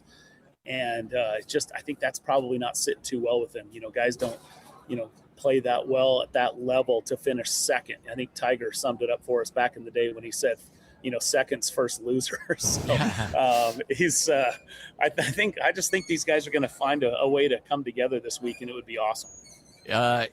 Should there be any concern with Rory in that blister, or is that a big nothing burger? Yeah, I don't know. We'll see, right? It's Billy Casper would always say you have to have a repertoire of alibis. So maybe it's one of those. But, look, you have to walk. So if you have foot issues, I remember when we covered the Jazz back in the day, Scotty, I was going to shoot around and Karl Malone was like going for a pedicure. And I remember at the time, this is back in, mid 90s. And, I didn't even know guys did pedicures, but he says, you got to take care of the dogs.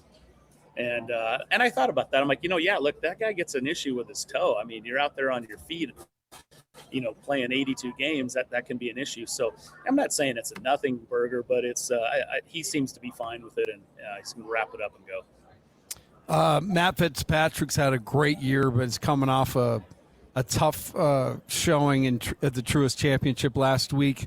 Is he a guy that who's usually been pretty clutch? Is he a guy that can kind of get things righted and make a run here? Yeah, I would think that last week with him might be a little bit more. I've had a good year. I've got a big event next week. It's a signature event, so I'm supposed to be here, and I'm just going to kind of keep things moving. I'm not saying he threw it. I'm not saying anything, but it just feels like, I'm not reading into him having an off week, I guess. I think he was super happy for his brother to be there in contention and, new member of the PGA Tour, which is a cool story right there. And, Matt's won 3 times this year. I was so impressed with his play at the Ryder Cup. I came out in our, first show of the year. I said, Matt Fitzpatrick's going to win a major in 2026. Then he comes out and wins 3 tour events and is looking like he's in position to win another major championship. So I didn't pick him for this week. I got him kind of slated in for Royal Birkdale and the Open Championship. But nevertheless, the guy is nails right now, and I think he's going to be tough. Now, what he has going against him is that this was a weird stat. Elias put this together, the group that does the notes here at the PGA, and there has been a player the last 5 years in the PGA with at least coming into the PGA Championship with at least 3 wins on the PGA Tour for the season. And only Scotty Scheffler a couple of years ago has had a top 20 finish. So doesn't necessarily bode well for, how you'll finish at the PGA Championship. It's kind of obscure. Here's the other one against Fitzpatrick. Americans have won the last 10 majors outside of the 8 of the last 10 majors outside of the 2 Masters that Rory has. And they've won the last 10 PGA Championships. So it's a pretty good run for Americans at the PGA Championship. So some nice groups going out tomorrow. You got Scheffler, Fitzpatrick, and Justin Rose. And then later on, you've got one that I think is going to be really fascinating to watch is DeChambeau, Oberg, and Ricky Fowler. But the one I think a lot of people are looking at is Rory McIlroy, Jordan Spieth, and Jon Rahm. So you've got some firepower playing together in some of these groupings. How do I should know this, and I'm going to sound dumb, but how do they come up with the groupings at the PGA Championship? The funny thing about that is it used to be, this is what the computer spit out. Yeah, that was sort of the fun. That was sort of the funniest thing for everybody knew that wasn't the case, but they were supposedly random pairings. But no, there's certain pairings that they do, traditional pairings, at the U.S. Open and the Masters. I should know that too. I don't know that there's a traditional pairing here at the PGA, but you're looking at those are just top popular names. The biggest thing right now is, look, the television partners pay a lot of money for the coverage, and so you want these featured groups, right? And so you'll see their times. You'll have some, featured groups in the morning, you'll have featured groups in the afternoon. So at any point in time you tune into the championship, you're going to have some of those big names playing together. So that's the biggest thing. I mean, even Ricky Fowler, right? I mean, he was close to a win last week, which was pretty cool. That'd be great to see. He picked up a dub there, early in his career, but at Quail Hollow. But mostly that, I look at that, that's the popularity group, right? I mean, those guys are, there's guys that just are fan favorites, and that's what you see in that group. So I got to compete with these guys this week. and I just need a couple of names. You mentioned the top dogs, but give me a couple of names down the board that you think may have a chance. Justin Rose, you could throw his name in there. I mean, okay. Justin finished runner-up to Keegan Bradley this event back in 2018. Yeah, and he was my pick early on to win this week. I felt like, as we entered this major year, I thought, it's too tough to get a Masters. He was so close losing to play after Rory last year. I was like, I don't think he's going to do it. And he almost did, which is actually hats off to him. But this feels like a golf course that'd be great for Justin Rose. My only concern is he decided to switch to a new equipment company called McLaren Golf. And so, yes, the car. So I don't know much about it, but that's a bit of my guess is it came with some nice endorsement money. That's all I can say. But, So Jay Rose and a nice car, my guess is probably got a nice car to go with it. But so that's my only concern about Justin. But I like Justin. Another guy that we haven't talked a lot about, but should be talked more about is Justin Thomas, the guy that won the PGA a couple of years ago, and is obviously a top player in the world. But he's coming off of that back surgery, so it's been a little hit and miss. But I've seen little stints out of Justin Thomas that makes me think that you could see something out of him this week. Brian Taylor, Real Golf Radio. You hear it every Saturday morning right here on 97.5, the KSL Sports Zone. All right, so we talked a little bit about Rory. You think there could be a mammoth matchup between he and Scotty Scheffler. Talk about Scotty's game coming into this game. Obviously, he's the best of the best, but is he coming in with some momentum? You had me at mammoth, Scotty. I know, right? Yes. Yeah.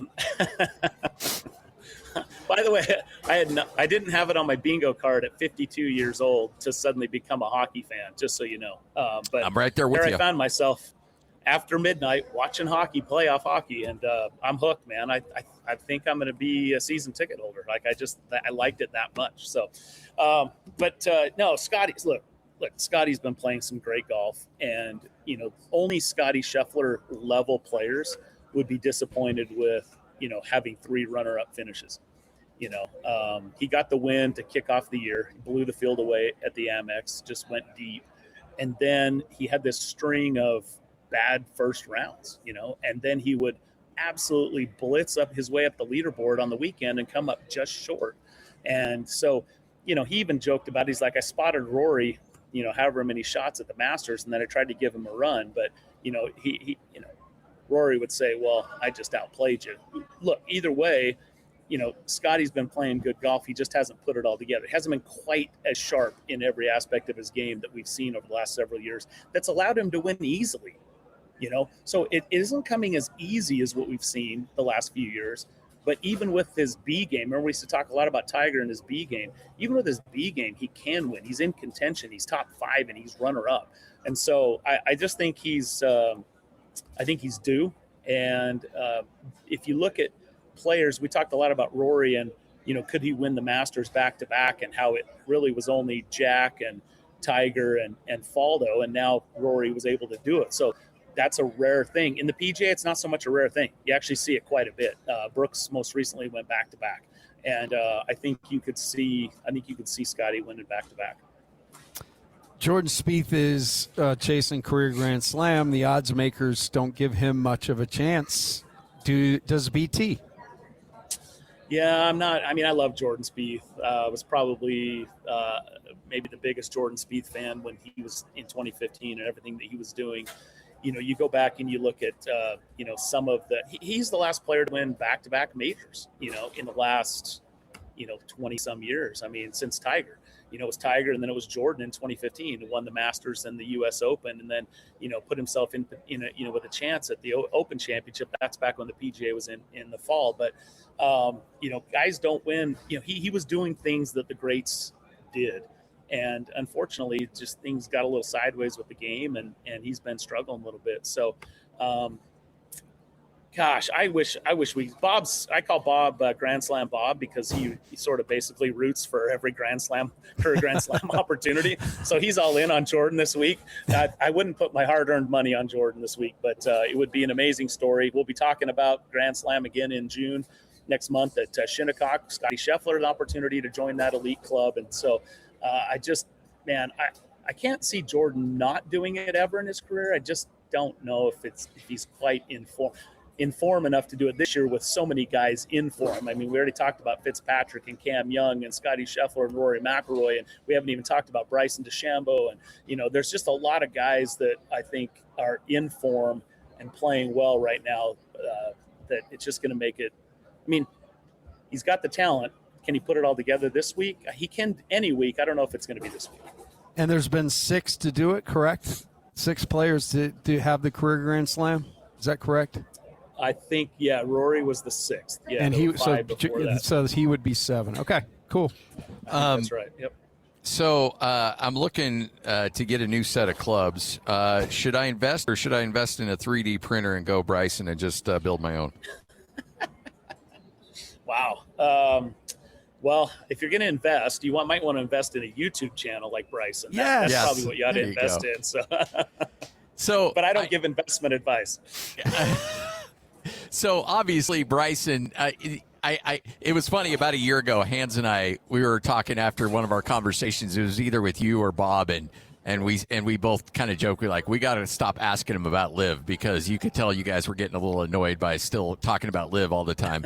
And but now that it's either going to be a quick death or a slow death. Either way, Liv's going away. Is the PGA, are they really sticking to their guns like, hey, we might not take everybody back? Or are they just puffing out their chests a little bit about that? Well, negotiation's all about leverage, right? Yeah. And, it seems like the PGA Tour has all the leverage at this point. I'm with you. I don't know if it's going to be fast or slow, but there does seem to be enough of a crowd in the PGA Tour that doesn't want to just welcome everybody back. In fact, the tone is kind of, if you can help the PGA Tour, we're going to make a way for you to come back. If not, then you might have a little bit of a longer, road to hoe here. So, it's going to be interesting. The PGA Tour, Bryson came out and said, look, I don't know if I want to go back to the PGA Tour unless the players want me back. Which I thought that was kind of interesting. He's like, if the guys want me, and then the second thing is he said, I just got to be able to continue to create content. That's a big deal for me. That's important to me. And within 2 days of him saying that, the PGA Tour came out with their new player social media platform policy, which everybody's just calling it Bryson bait, And so, it's pretty clear that the PGA Tour, and why wouldn't you? Certainly Bryson is a huge star in and out of the game. And, he would be a great asset to have to your organization. So, of course, you'd want to have Bryson back. And then you start looking at some of the other characters, and some that have, withdrew their membership, some that filed suit against the PGA Tour that first year because they felt like they should have been be able to play in the playoffs because they had enough FedEx Cup points. And, so it got ugly in some cases. And so I do think that they will look at this as an individual case. You saw Patrick Reed. He quit and then went the DP World Tour route, got his wins, and he'll be eligible 1 year after his last playing on Liv, which will be in the fall, which, potentially could see him come down to our Utah event there at Black Desert. We'll see if he's interested in returning then or waiting until the full season next year. But so there's that. And then, of course, Brooks Koepka was able to pay some fines, and he was back in and reinstated and good to go. So I think it's going to be more of a tailored approach to each of the individuals as they decide to make their way back, rather than a blanket, hey, everybody's welcome back kind of program.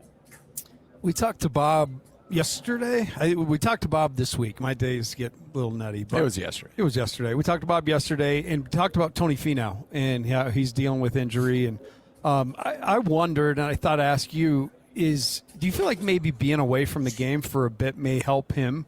It just seems like he's got another run in him to me, but what's your take on Tony's situation? Yeah, I agree with that. We all, of course, wish Tony the best. I do think it's got to be the injury situation. I mean, he's got the right ankle, and some of the people that I've spoken with have said that it actually creeped into the left knee as well because the compensation with the right ankle, and those things can happen. You think about a golf swing and the balance and the torque that you put on that lower body, and Tony's always had an abbreviated takeaway and created a lot of power with that lower body. So if he's not able to really create the force that you need to with either the right ankle or the left knee, then you got to kind of compensate with it with your hands or your arms, your upper body. And in a golf swing, the more upper body that's involved as opposed to the lower body, there's more variables, there's more timing, there's more hands and stuff like that. And so, you don't have to be off by much. We just talked about Jordan Spieth. Now, you don't have to be off by much to kind of slip in this game, especially at this level. And so, I have to think that, if you were to say, okay, is Tony Finau had his window and now he's done, like his playing career, his days are behind him, or is there an injury that's causing him to have to manipulate his swing in a way that is affecting his performance? I'm going to go with that story versus the fact that he's done, right? Or that his best days are behind him. So he's 3 years from a win. His biggest drought was 5. So he's not like he hasn't been through something like this before. His putting stats have actually improved. Back in Pebble Beach, he was number 1 in strokes gained putting. I mean, that's a big deal. He went from 167th to 20th on tour in 3-putt avoidance. That's a massive move. So you start to, and that's always been the sort of bugaboo with Tony is the putter. I just think it's really more of the scoring average, his shots off the tee and into the greens that are the bigger issue with his performance right now. And, sometimes, again, an injury can creep up and cause issues there.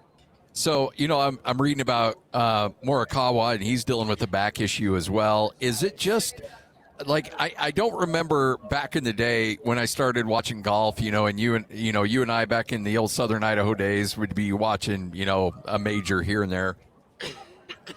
And I never really remember injuries being a huge issue back with those guys.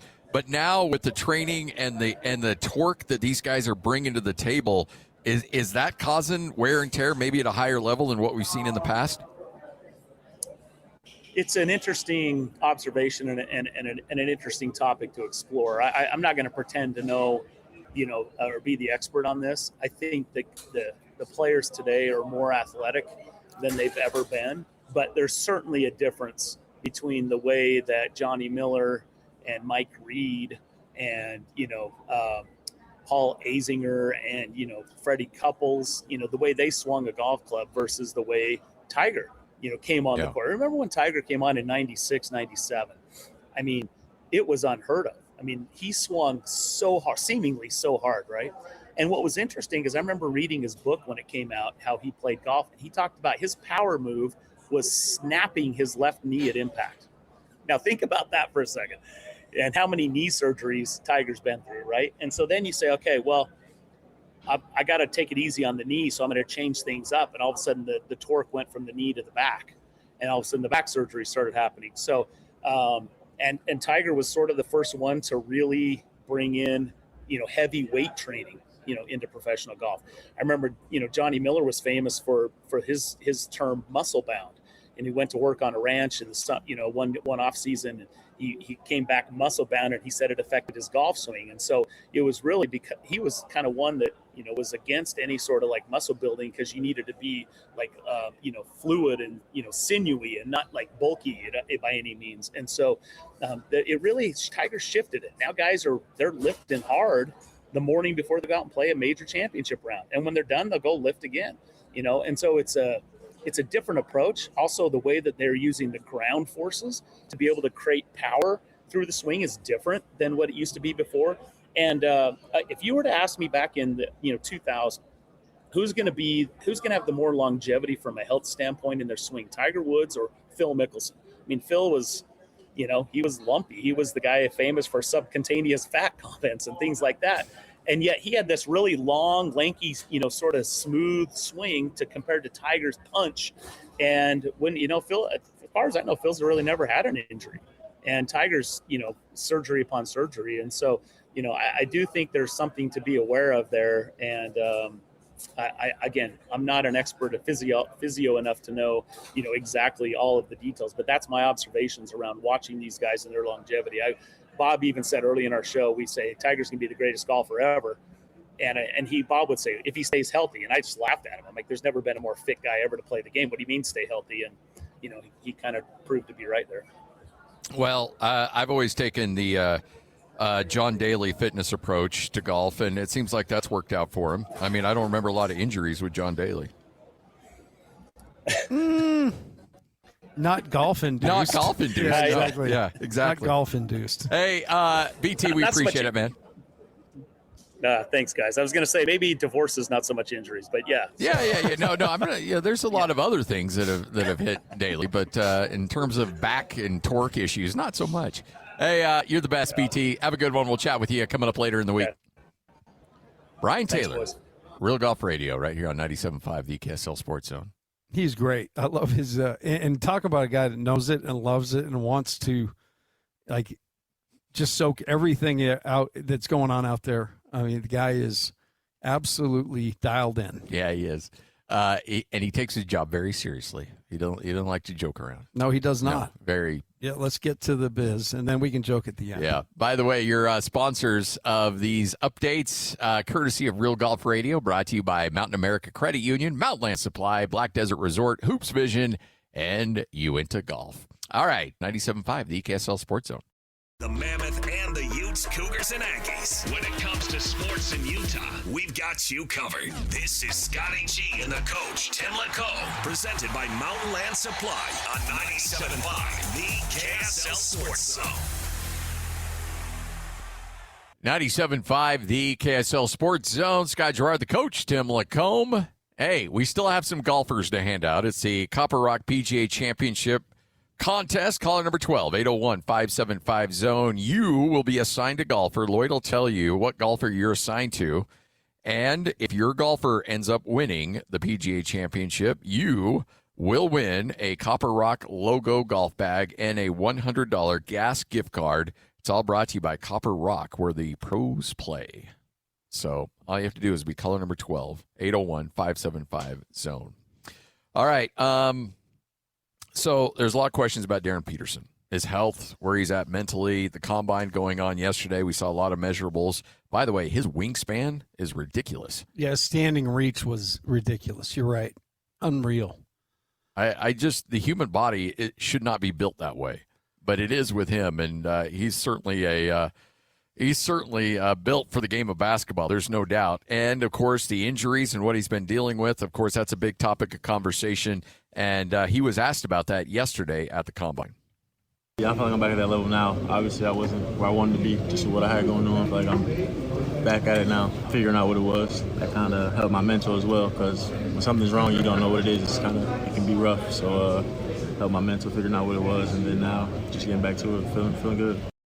So he's got his mentals back to where he needs it to be. And his body's back in high school shape, and we saw a lot of where he was at in high school and just how good he was. And you look at that prep film of his, ridiculous. And if he can get back into that, not just physically but mentally, then I think it's off to the races for him. Back to his measurables from yesterday. Barefoot 6'4.5", weight 198.8. His wingspan, as you mentioned, 6'9" and 3/4, excuse me, and then his standing reach 8'7". This dude is just like, he wouldn't need to ask anybody to hand him anything in this room. He's like, you want a cookie? Those go gadget arms, man. And so, but the cool part about it is what he fits what the Jazz are doing. You look at Ace last year. I mean, this guy, his wingspan's over 7 feet. So. These are the prospects of the future, guys that can play multiple positions, kind of in that 6'8", 6'6" to 7 foot range, and they all do multiple different things. And, the Jazz are in a great spot because they only have to let one go. One's going to be gone, and then they got their pick. And it's just how that all, transpires over the next couple of weeks will be the most intriguing piece. So you and I and DJ were talking after DJ and PK in studio, and DJ asked you about defense. Will the Jazz be better defensively? And you said, just look at the length. And let's just say, because right now everybody believes AJ is going to go one. So let's say Darryn Peterson is the newest member of the Utah Jazz. That length, not just height, but the overall wingspan, the length, how does that, I mean, it kind of goes without saying, but talk about the advantages of what that does defensively for you. So if you just imagine let's tilt the court so we got that sky cam view, right? So you're looking at from the top. And if everybody, you put a player, at the top of the key with the ball, two guys extended out, 3-point line, free throw line extended outside the 3-point line, and then those coffin corners. So that's your offense. Defensively, obviously, you don't want to be hugging up on all those guys because it just opens space. You see, if everybody's hugged up, there's space. So what you teach players to do is be in the gap. If you're guarding somebody, you're obviously going to be steps toward the ball. So when the ball comes toward you, you're going home. When the ball goes away from you, you're actually sliding toward the ball. So the ball is almost like a magnet for the defense. It's pulling it to the midpoint. And defensively, you can only really be as good as your presentation. Yeah. The big issues when Donovan Mitchell and Mike Conley were at the guard line was there was all sorts of space because there just was, Donovan's not a big guy by today's, NBA. And then obviously Conley's small. He's one of those existing 6'1" guards. So the ability to have a guy who's in the gap is what you call it when they're off the ball and in the gap showing presentation, like you're not coming here. You want to dribble that ball, you're going to go somewhere else. The ability to affect so much more space, and if you think about it, where the Jazz will have Keontae, Ace Bailey, talked about his wingspan, Lowry, obviously Jaren Jackson Jr. and Walker. I mean, you're just massive in the gaps. And so it's a fine, understanding, but that's the game. The game, you're looking for space. It's just like hockey, I learned. Like in hockey, there's no space in playoff hockey. If you get space, you better make it happen. And in the NBA, space is bought by length. Defensively, you can make up more ground with length. Offensively, you can just do things with length that can't be countered. So the Jazz, one of the worst defensive teams in the NBA last year. It was abysmal. And last couple of years. Yeah, last couple of years.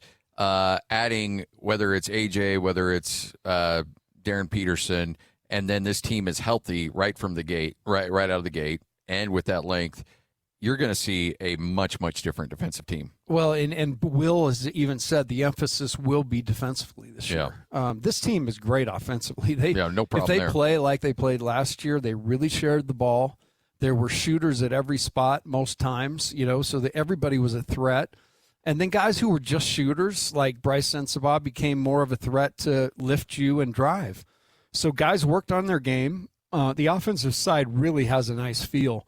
But defensively, I think that's where all the emphasis is going to be put in preseason, training camp and all that. I think that's going to be the emphasis. And the other great part, you won't have to stop and explain things to people.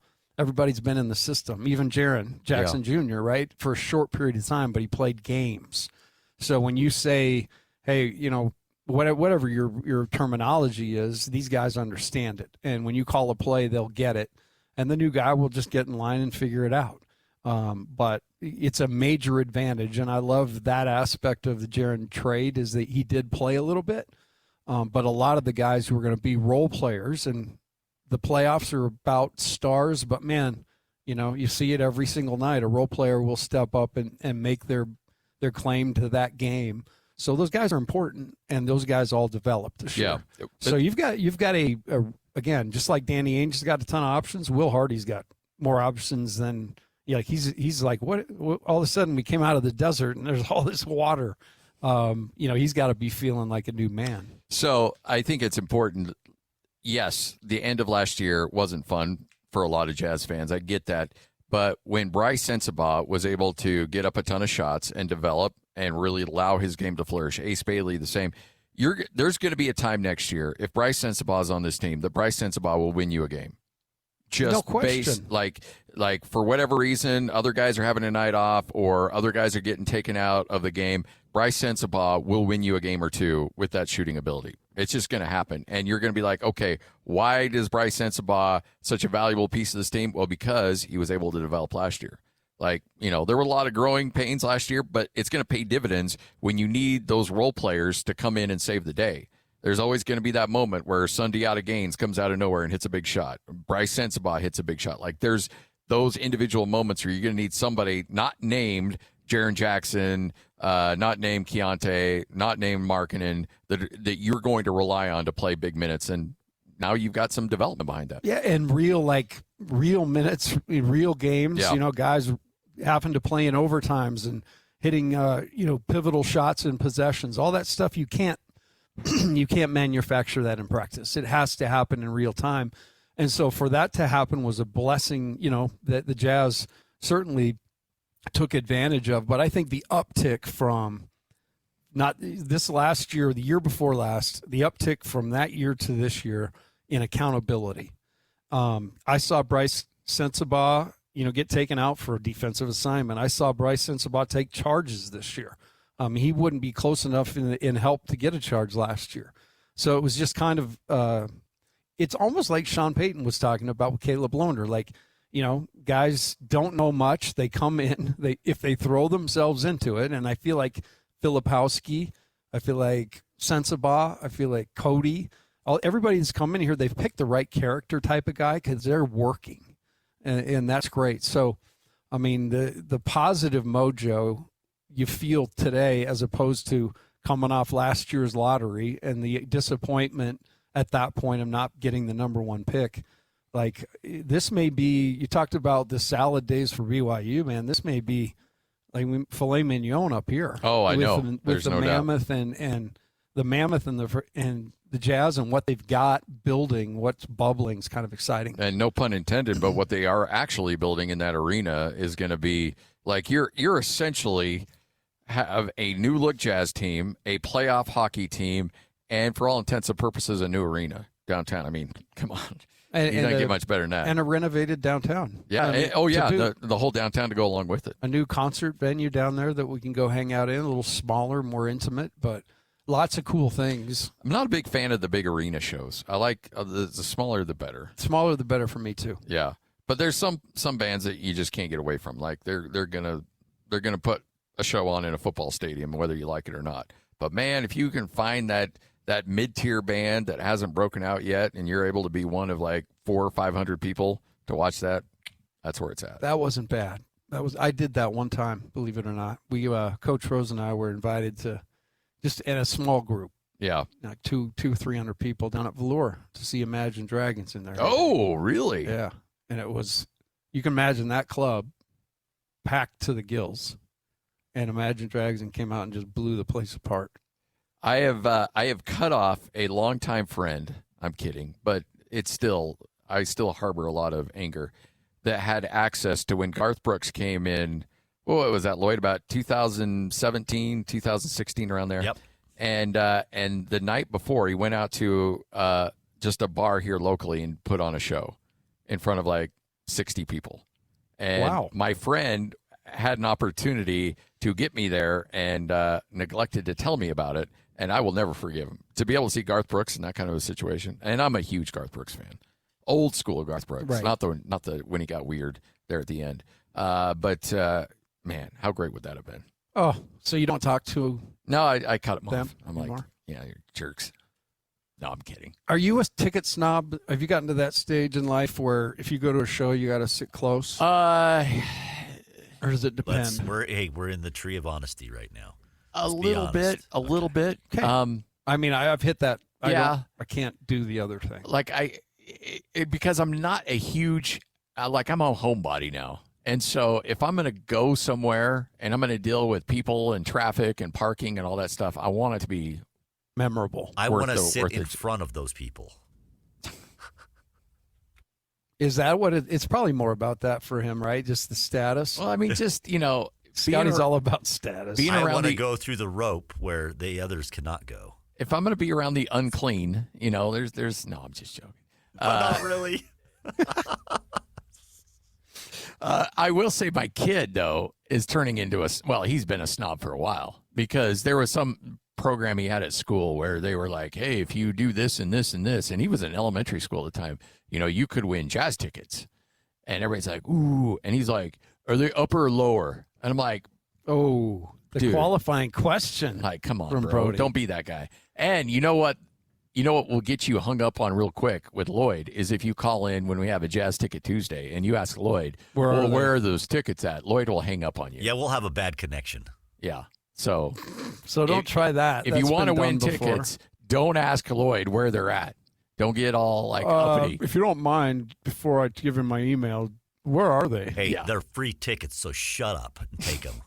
Yes, Lloyd. That is said with all the Sports Zone energy. Yeah, that's Sports Zone energy right there, Lloyd. Full Sports Zone energy right there. I love that that's going through the reeds. 97.5, the KSL Sports Zone. Scott Garrard, the coach, Tim LaComb. Coming up a little bit later on, Ryan Smith with some comments about the Jazz willingness to trade up in the draft now that he knows his team is selecting number 2 overall. You'll hear from him coming up at about 1:05 right here on 97.5, the KSL Sports Zone. The best sports radio in Utah is right here, right here. This is Scotty G and the coach, Tim LaComb, on 97.5, the KSL Sports Zone. 97.5, the KSL Sports Zone. Scott Garrard, the coach, Tim LaComb. Hall & Oates? Yes, yes, and yes. They are great. Yes, another band that was taken from us too soon because they couldn't get along. And I like that, the private eye, that's the phase we're in of the fact-finding process on these players. I mean, Darryn Peterson's going to have some intern from some NBA team hiding in the bushes outside of his home just to get whatever intel, maybe going through his trash, seeing what letters are coming, what he likes to eat at midnight, no stone will be left unturned here. It reminds me of the Rockwell video. I always feel like somebody's what? Oh, that's Michael too. I mean, it all. Did Michael sang on that? Yeah, I didn't know that. Yes, really. Michael Jackson actually did background on that. Oh, learn something new every day. Hey, the Zone and Beehive Meals are honoring people that impact youth sports in our communities. Nominate the youth sports volunteer for the Beehive Meals Hero of the Week at KSLSports.com/contest. And remember, we will be live at Beehive Mills tomorrow. They're opening up a new facility in Ogden. Really fired up to get up there. Such great people. They started it in the middle of COVID. And the thing has just blown up. Just a great American/Utah success story. You're going to love chatting with the owners because they're just down-to-earth people that are like, what can we do to carve out something for ourselves? And they created a monster, and it's great. So, again, we'll be live at Beehive Mills tomorrow with all kinds of great energy. Well, I'm a subscriber. Dare I say Sports Zone energy. Or I should say my wife's a subscriber. We have been for some time. It's actually perfect for our situation as empty nesters. Yeah, absolutely. Because we have the exact amount, it seems like, and I love the flavor. That's what we always say is the flavor in this is so good. And it's all you got to do, cut the top, put it in the slow cooker, and now they've got the flat top meals too. All right, Ryan Smith in an interview yesterday was asked about the number 1 overall pick. This is on the heels of the Jazz finding out that they'd be selecting at number 2, and was asked, hey, is there any interest in jumping up to number 1? Contrary to popular belief, we don't control that. We're trying to win a championship, so everything should be on the table. Austin and Danny have also been known to do some pretty crazy stuff on draft night. The next 40 days, you're going to see some madness in the NBA. And, it might or might not be with us. And maybe the best thing that Danny sees and Austin see is just the path of just to go and let's draft the best player available. I know that they don't draft just based on fit. Always take the best. They are of the mindset, always take the best player available. We'll figure out how to make them fit. You agree with that? I do. And I would even add that Danny's told me personally that he's looking for something elite, like a prospect that does something, has something. Like Wembanyama was a no-brainer because his size and reach are elite. You add all the other stuff to it, and it's like, whoa, that's why he's superhuman. But, he's looking for, like in Ace Bailey's case, that was a perfect situation where so many things got said about the kid, but you look right down to his size and his wingspan and his ability to get places on the floor. I mean, to me, there was no doubt in my mind if Ace was there, and I kept saying that. If Ace is there, the Jazz will gobble him up so fast, regardless of the narrative, because he has elite size for his position. Is that work against Boozer in terms of Boozer's a great player, but is he really truly NBA elite at anything? Well, it's so interesting because it's almost the exact conversation I was having with people last year about Con Knipple, because his name was in that top 5. And you look at that situation and you to me, I watch the tape, I'm like, man, this kid does everything well. He plays hard. He seems to love the game, have a great attitude. Why is he not down the list? And that's, everybody talks about being a safe pick, being, a lower ceiling, obviously. And he went on to have a great year this year at Charlotte. So it's a little bit interesting to me, but I actually asked the question later to a couple people inside the organization, on where they were on Con. And I don't know that they would have taken him had he been there. I think it would have been Ace and Con. It would have been Ace. Really? Yeah, I do. Interesting. One thing Con has proven is that he's an elite shooter. No, he is. And Absolutely. he may be already the best shooter in the NBA if Steph's not healthy. Absolutely. He is an elite shooter, and he will be defined. His game won't be defined by that because he's kind of a two-way guy, definitely tries his tail off on the defensive end and is in the right spots most of the time.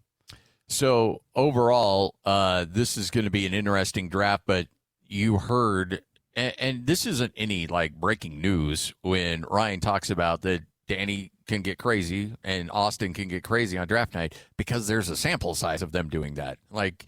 Everything's on the table. So if you think that the Jazz have one or two options available to them, take whoever's at 2 or trade up to number 1. No, I think, as you mentioned, we talk about the Markelle Fultz thing. Danny traded down. It wasn't popular, but he traded down and ended up looking like a genius in the whole thing. So it wouldn't surprise me at all to see a trade up, a trade down, a trade for players. Well, that would surprise me, actually. But, I see pretty much anything going. And that's the perfect scenario for him to make the best decision because sometimes you're landlocked on what you can do. And with the roster they have, some of the talent available that is coveted by other teams, that other teams would – so, yeah, I think Ryan, as he said, everything being on the table means everything on the table. And from that vantage point, then, you need to just rank these guys. And that ranking will have all sorts of components, have all the components of what they did prior to going to college, what they did in college. It goes way back. And then, obviously, their combine scores and their interviews are going to be really important. I thought it was interesting yesterday. Peterson, and another quote that came out was like, I'm playing the one. Yeah, right? I forgot about that. So, again, I have the creatine evidence. I have now saying, hey, I'm going to be this. I like, again, there's a nice, got to be a nice balance between ego and deference, right, to kind of reading the room. And, what I loved about, speaking of Ace Bailey, he never really outstepped his bounds. The kid he just came in and was like, okay, I want to learn, throw me at whatever. And it seemed like he was just always there, eager to learn, wanting to get shots up, doing all those things. It's just, I don't know. It's a tough one for sure. It's a tough one for sure. Well, I think the one thing that if you're a Utah Jazz fan, you do not want the Jazz painted into a situation where it's like, oh, the Jazz want A.J. Dybantsa. The Jazz publicly are going to say exactly what Ryan said. Like, hey, we're looking at every option. Because if Washington thinks that let's say the Jazz are absolutely in love with A.J., right? And that's their sole purpose. They're like Kevin Costner in that film, draft A.J. no matter what. Like, they are just focused in on that. The last thing they want is that to get out there because Washington then holds all the cards. They've got all the leverage. The Jazz want to be known as that crazy guy with a gun that could do whatever. You don't know what's going to go on because you don't want to get painted and, paint yourself in a corner that, okay, Washington's like, you better give us this, this, and this, or we're going to draft AJ. And we know you want him, so you better be willing to open up the coffers and give us some stuff if you really want your guy. I don't think Danny would ever allow himself to get in that situation. No, and there is a world where they absolutely love AJ, but the price to pay is too steep. Too steep, yeah. And I mean that's basically everything. There are certain things in my life like I'd probably drive a different car if I had the money or whatever, but that comes at a cost. And what are you willing to give up to do it? And so yeah, I think it's an interesting one for sure. And this whole process to me, like this Peterson thing just keeps having layers. And I'm so intrigued to hear kind of the feedback from the end of today and going through interviews with teams and things like that. And just, there will be things that start leaking out through Shams and Jeremy Woo and all the people back there that need to get a story. You love Jeremy Woo. Jeremy Woo's a trip now. I looked over, I said, what they got up there? I love it. Coach sunk his teeth into wait a minute, who's this guy? It was Jeremy Woo. Back. Yeah. No, he just had kind of a throwback look. It's like he corresponded from 77. Yeah. Coming in at you. Hey, you know what? One thing Danny has done is he's played the long game on this. Even if it's just about AJ, like he knew AJ so long before, and then I'm sure had some good introductions and helped facilitate getting him to BYU. I think there was a lot of things that happened along the way, and don't think Danny's like, hey, look, if we don't get him now in the draft, we'll get him in 6 or 7 years. When he doesn't like Washington and he's ready to move on, we'll be right there to snatch him up. Most really successful people I know are playing the long game all the time because you just never know what's around the next corner. So certainly that's the approach that Danny takes. And I've said this before, but sitting there watching games prior to watching games in Delta Center, Danny will come in. It doesn't matter the opposing team, somebody from the staff will come down and give him a hug. Somebody, 2 or 3 of the players from the other team will run down and high five him. And then he just spends a ton of time with guys. Like I watched him early on in the process work with Bryce Sensabaugh, reworking his shot to get it off quicker, and kind of watched he's involved in a lot of things. But the bottom line is he's really revered around the league. People know him, people love him. And, the media and to a certain extent, it gets made out that he's just willing to wheel and deal off the cuff. But there is strategy in everything that he does. It's almost to a point where if I'm a GM and Danny calls me up and Austin and Justin Zanuck and they're like, hey, we've got this for you, I'm almost like not wanting to do it because I'm like, I don't want to be the guy that gets suckered into another Danny Ainge trade. That's true. Like, I don't want to be embarrassed by trading with this guy because everybody's going to see that he fleeced me and then I'm going to come under scrutiny. I'd rather just say no and not take the public attention and turn a deal down. I think that the trades with Cleveland and Minnesota have worked out okay. Yeah. For both of those teams. It worked out great for the Jazz too.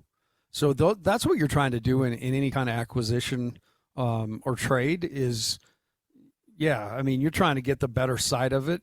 Danny's gotten the way better side of it certain times, but you have to just chalk that up to the other side not knowing the game. Yeah. You got to know the game you're in. You're always in a game, and you got to know what game you're in. Hey, it's like rounders. If you're at a poker table and you can't spot the sucker, you're the sucker. You're the sucker. And that happened to me most of my life. I'm like, which one of these? Oh, wait, it's me, isn't it? Oh, boy. I guess I'll just make people laugh and see how long I can stay. Why am I the one losing all the money here? Mm-hmm. Oh, it's because I'm the sucker. Yeah. So, again, the Jazz have some work to do, but I like the measurables coming out on both AJ and Darryn Peterson. Yeah, that's the other thing I want to say is that truth of the matter may be that both of these guys are going to be really great pros, and that the margin between them is fairly slim. And so why would you go give up a ton of assets? I mean, if the price really, and I heard today that Washington would want a pick and a player, I just don't think there's any way you do that. Yeah, I mean, unless, I'm trying to think of what player you would give up. Obviously, you got to give up you'll give up the number 2. Well, the name that they were throwing was Ace. Yeah, that ain't happening. There's no way. Yeah, no. And that's fine. Throw that out there. And then you always throw out your best offer, and then you're willing to come down a little bit. But I'm trying to think, like, I wouldn't give up Bryce Sensabaugh on a pick. I don't know. I maybe would do that. No, actually, hold on a minute. Let me back up. No, I would not do that. I wouldn't give. It would be either or. Yeah, I wouldn't do both. So, but I don't think Jazz don't have a number 1 next year, right? I don't know that. Yeah, I'm not exactly sure, but yeah, you're right. It's the they have their own, right? Or did they give that to Memphis? I think they gave that to Memphis. Thought they gave Memphis, maybe so. Maybe they gave Minnesota's one. Either way, but I would give up a future number 1. I would give up. I would give up next year's number 1. I would make it restricted, maybe 1 through 5, 1 through 6. But I would do that to move up, but I wouldn't throw in a player. So I've got the trade pulled up here. So the players, obviously, we know there were 3 it just says 3 future firsts. Ben Anderson didn't know this right off the bat. He's yelling at the radio. Yeah, but so it wouldn't if the Jazz don't have a first next year. Would you give up another first? Yeah, I would look into that. I just don't like giving up a pick and a player. Well, I still have to know what the main difference is. And again, if you're in love with somebody and you're this close, you've got the assets to make it happen. Yeah. It's just a matter of, do you want to do that? And are they that different? Are the players going to be that different to your organization that you'll do such a thing? One thing that would surprise me, though, is if something happens early in the process, and even early, I mean like the Monday before, like something's not going to go down here in the next couple of weeks. If something does happen, I would imagine it would be anywhere as the earliest it would happen would probably be 24 to 48 hours before draft day. And even then, I think the more likelihood would be on draft day that something goes down for the Utah Jazz. Like, I don't think Danny's going to show his hand too early in this process. And the other thing, too, I got to be careful about this because we keep throwing Danny out there. And trust me, Danny's going to have a big say in all of this, and he should. But ultimately, you've got Danny, you've got Austin, and you've got Justin Zanuck. All 3 guys at different points in their life, different points in their career, and different backgrounds. And all 3 of them are incredibly capable of running an organization. Justin Zanuck, if I had a GM job open tomorrow and I was an owner of a team, Justin Zanuck would be my general manager faster than I could print out the contract to send to him.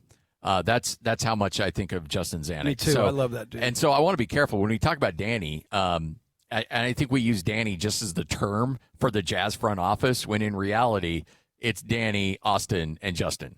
And those 3 all have great skills. They're all different at how they handle things, but so well connected, and they're going to have a lay of the land for sure. And those guys also know that Danny is. Ryan says it a lot. Danny's one of one. Yes. There's a Danny Ainge, and everybody. I got friends that don't really even know sports, and they'll say Danny Ainge, and they'll, he's the boss.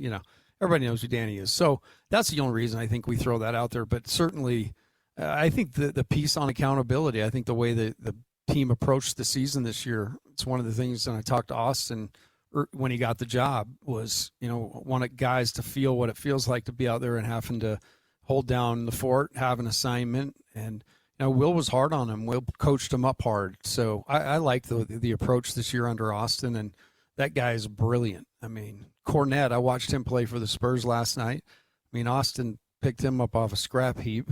He's in Boston.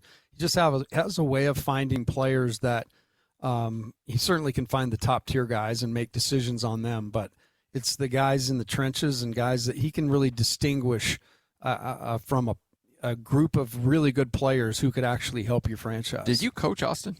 Or was I he didn't. gone? I coached against Austin. Okay. He was gone before you got there. Mm-hmm. Okay. Yeah, that's right. People forget. Heck of a college player. He was great. Heady as can be. They say coach on the floor. I would say that Coach Rose would probably say that he was probably a little too much of a coach on the floor, which they laugh about all the time. That's not. Austin was Austin, and he wanted to win in the worst way. And, if he had an idea that he felt like could do it, he'd throw it out there. And there were I heard oftentimes where he would come over and say, hey, we need to do this. And, I'm seeing this. And so it was very much a coach-player relationship that Austin had some, ownership of. Well, certainly, I think I'm trying to think of all the other terms. Coach on the floor, sneaky athletic. Crafty. Clever. He was an irritant. I mean, he wasn't quite what his dad was back in the day. Those days were fun, just watching. I go back all the way. I watched Danny go coast to coast against Notre Dame in Ron Durfee's basement. About hit my head on the ceiling when he made the basket. But he in the NBA, it was almost an every game thing. He was the guy for Boston that would go instigate. I tried to get Danny to talk about it. Was the beginning of March Madness, and Danny came on for his weekly conversation. I'm like, hey, do you ever just hey, if there's a player out there, do you really know the game? And you're like, come here, let me show you this. This was to get us into the Elite Eight. I know what I'm talking about. Only time in school history. Yeah. And he said, no, I never talk about that. He goes, that's so long ago. He doesn't talk about himself. It's pretty cool. I know.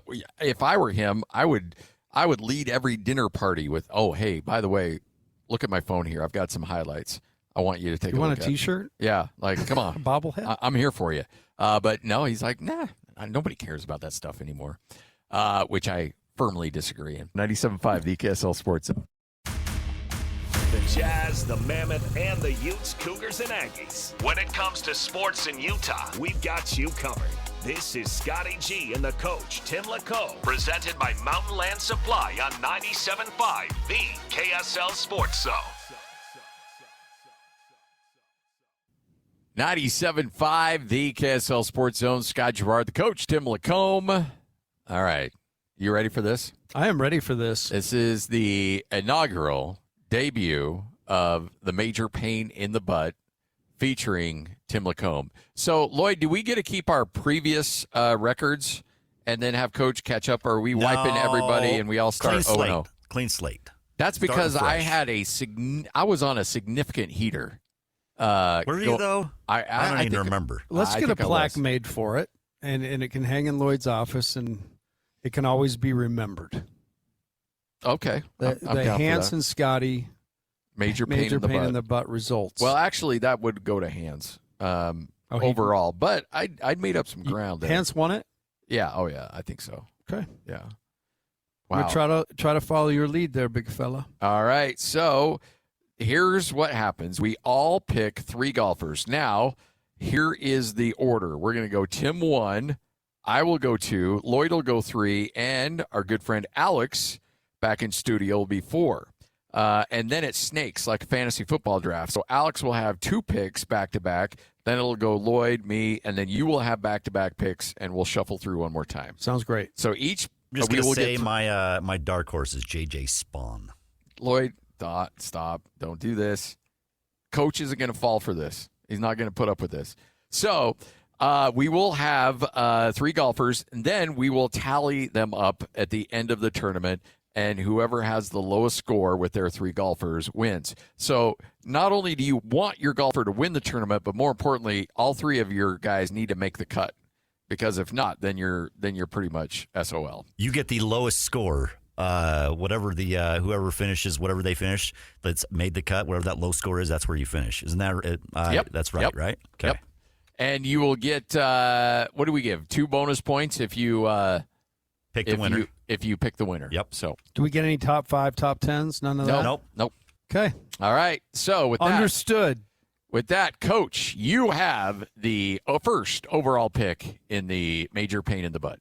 With the first pick in the 2026 Scotty and Coach and Lloyd. Pain in the butt draft.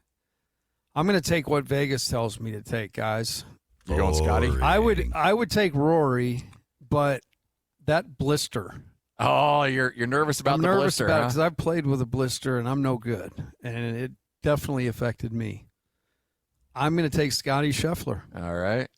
So, keep it right here in the U.S. of A. All right. I will go give me Rory then. Lloyd? All right. I am going to take Xander Schauffele. That's the other thing. He takes every Xander. He takes Xander every Xander time. is my guy. I love it. Even if I was going first, I'd still take Xander. Oh, man, you just set Alex up nice. Oh, man. I think can I get Oberg? Nope, you can't. I can't? Yes, he can. Yes, he Lloyd. can. Why couldn't he? All right, I'm Yeah, taking why are you asking that? That's the one I'm taking. All right. You get two. I get two. Back to back. Yep. Oh, has Bryson DeChambeau been picked? Nope. I'm taking that one too then. Such a bad pick. Lloyd. I like it though. Hey, Alex, the results will be posted on YouTube. Yes. So don't you worry. You're doing all right. Bryson Don't DeChambeau. let Lloyd get into your head. Yes. Those are my two picks. I'm going to take Justin Rose and his McLaren clubs. Ooh. I know what Scotty's going to do now. I'm going to go Cam Young. Oh, you just broke my heart. Give me Matt Fitzpatrick.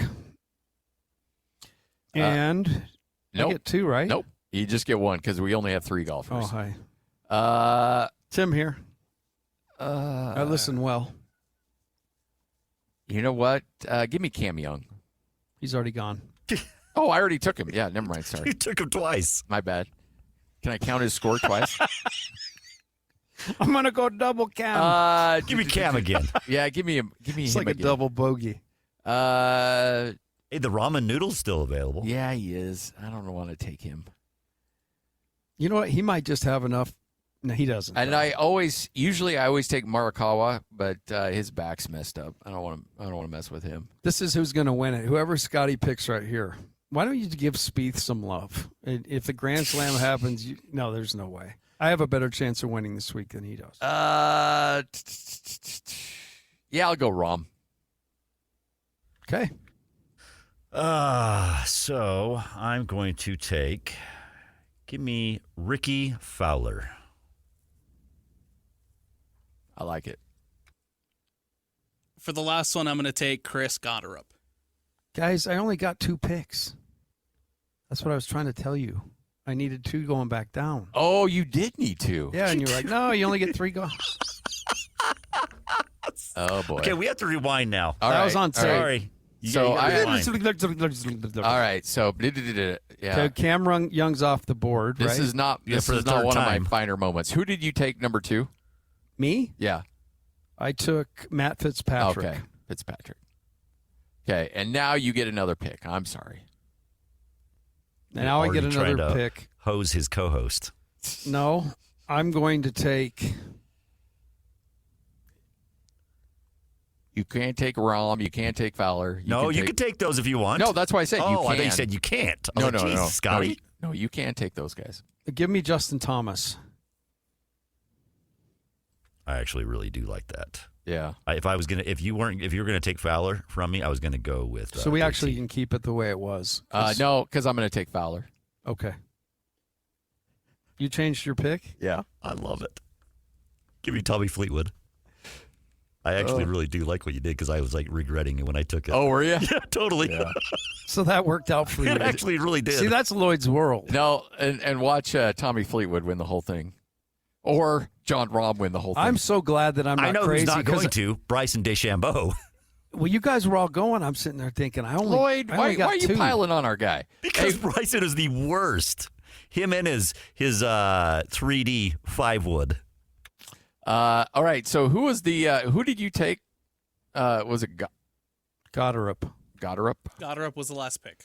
Gotterup. His name was mentioned today. Plus 6,000 in Vegas odds.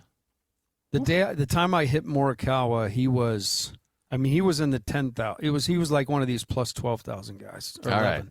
So that was a good day. You have Scotty Scheffler, Matt Fitzpatrick, Justin Thomas. I've got Rory, Cam Young, and Twice.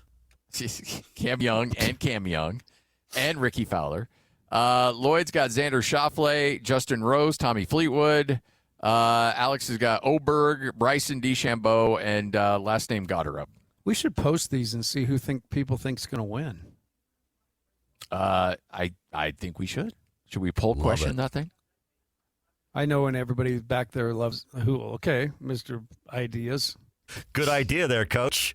We will post that. Who's going to execute? Well, we got me or Alex will execute that. Okay, thank you. Appreciate it, Coach. I wondered what you guys did in there. Can we get some Nothing. We actually really don't do anything. Can we get some graphics, too? Yeah, we'll get some graphics, too. Just order those up. That would be awesome. Alex is ordering the graphics, all right, as we speak right now. With a side of bold. Yeah. All right, so there you go. Major pain in the butt. We do it before every major. The tradition continues. I like my team. It is a tradition like none other. You feel good?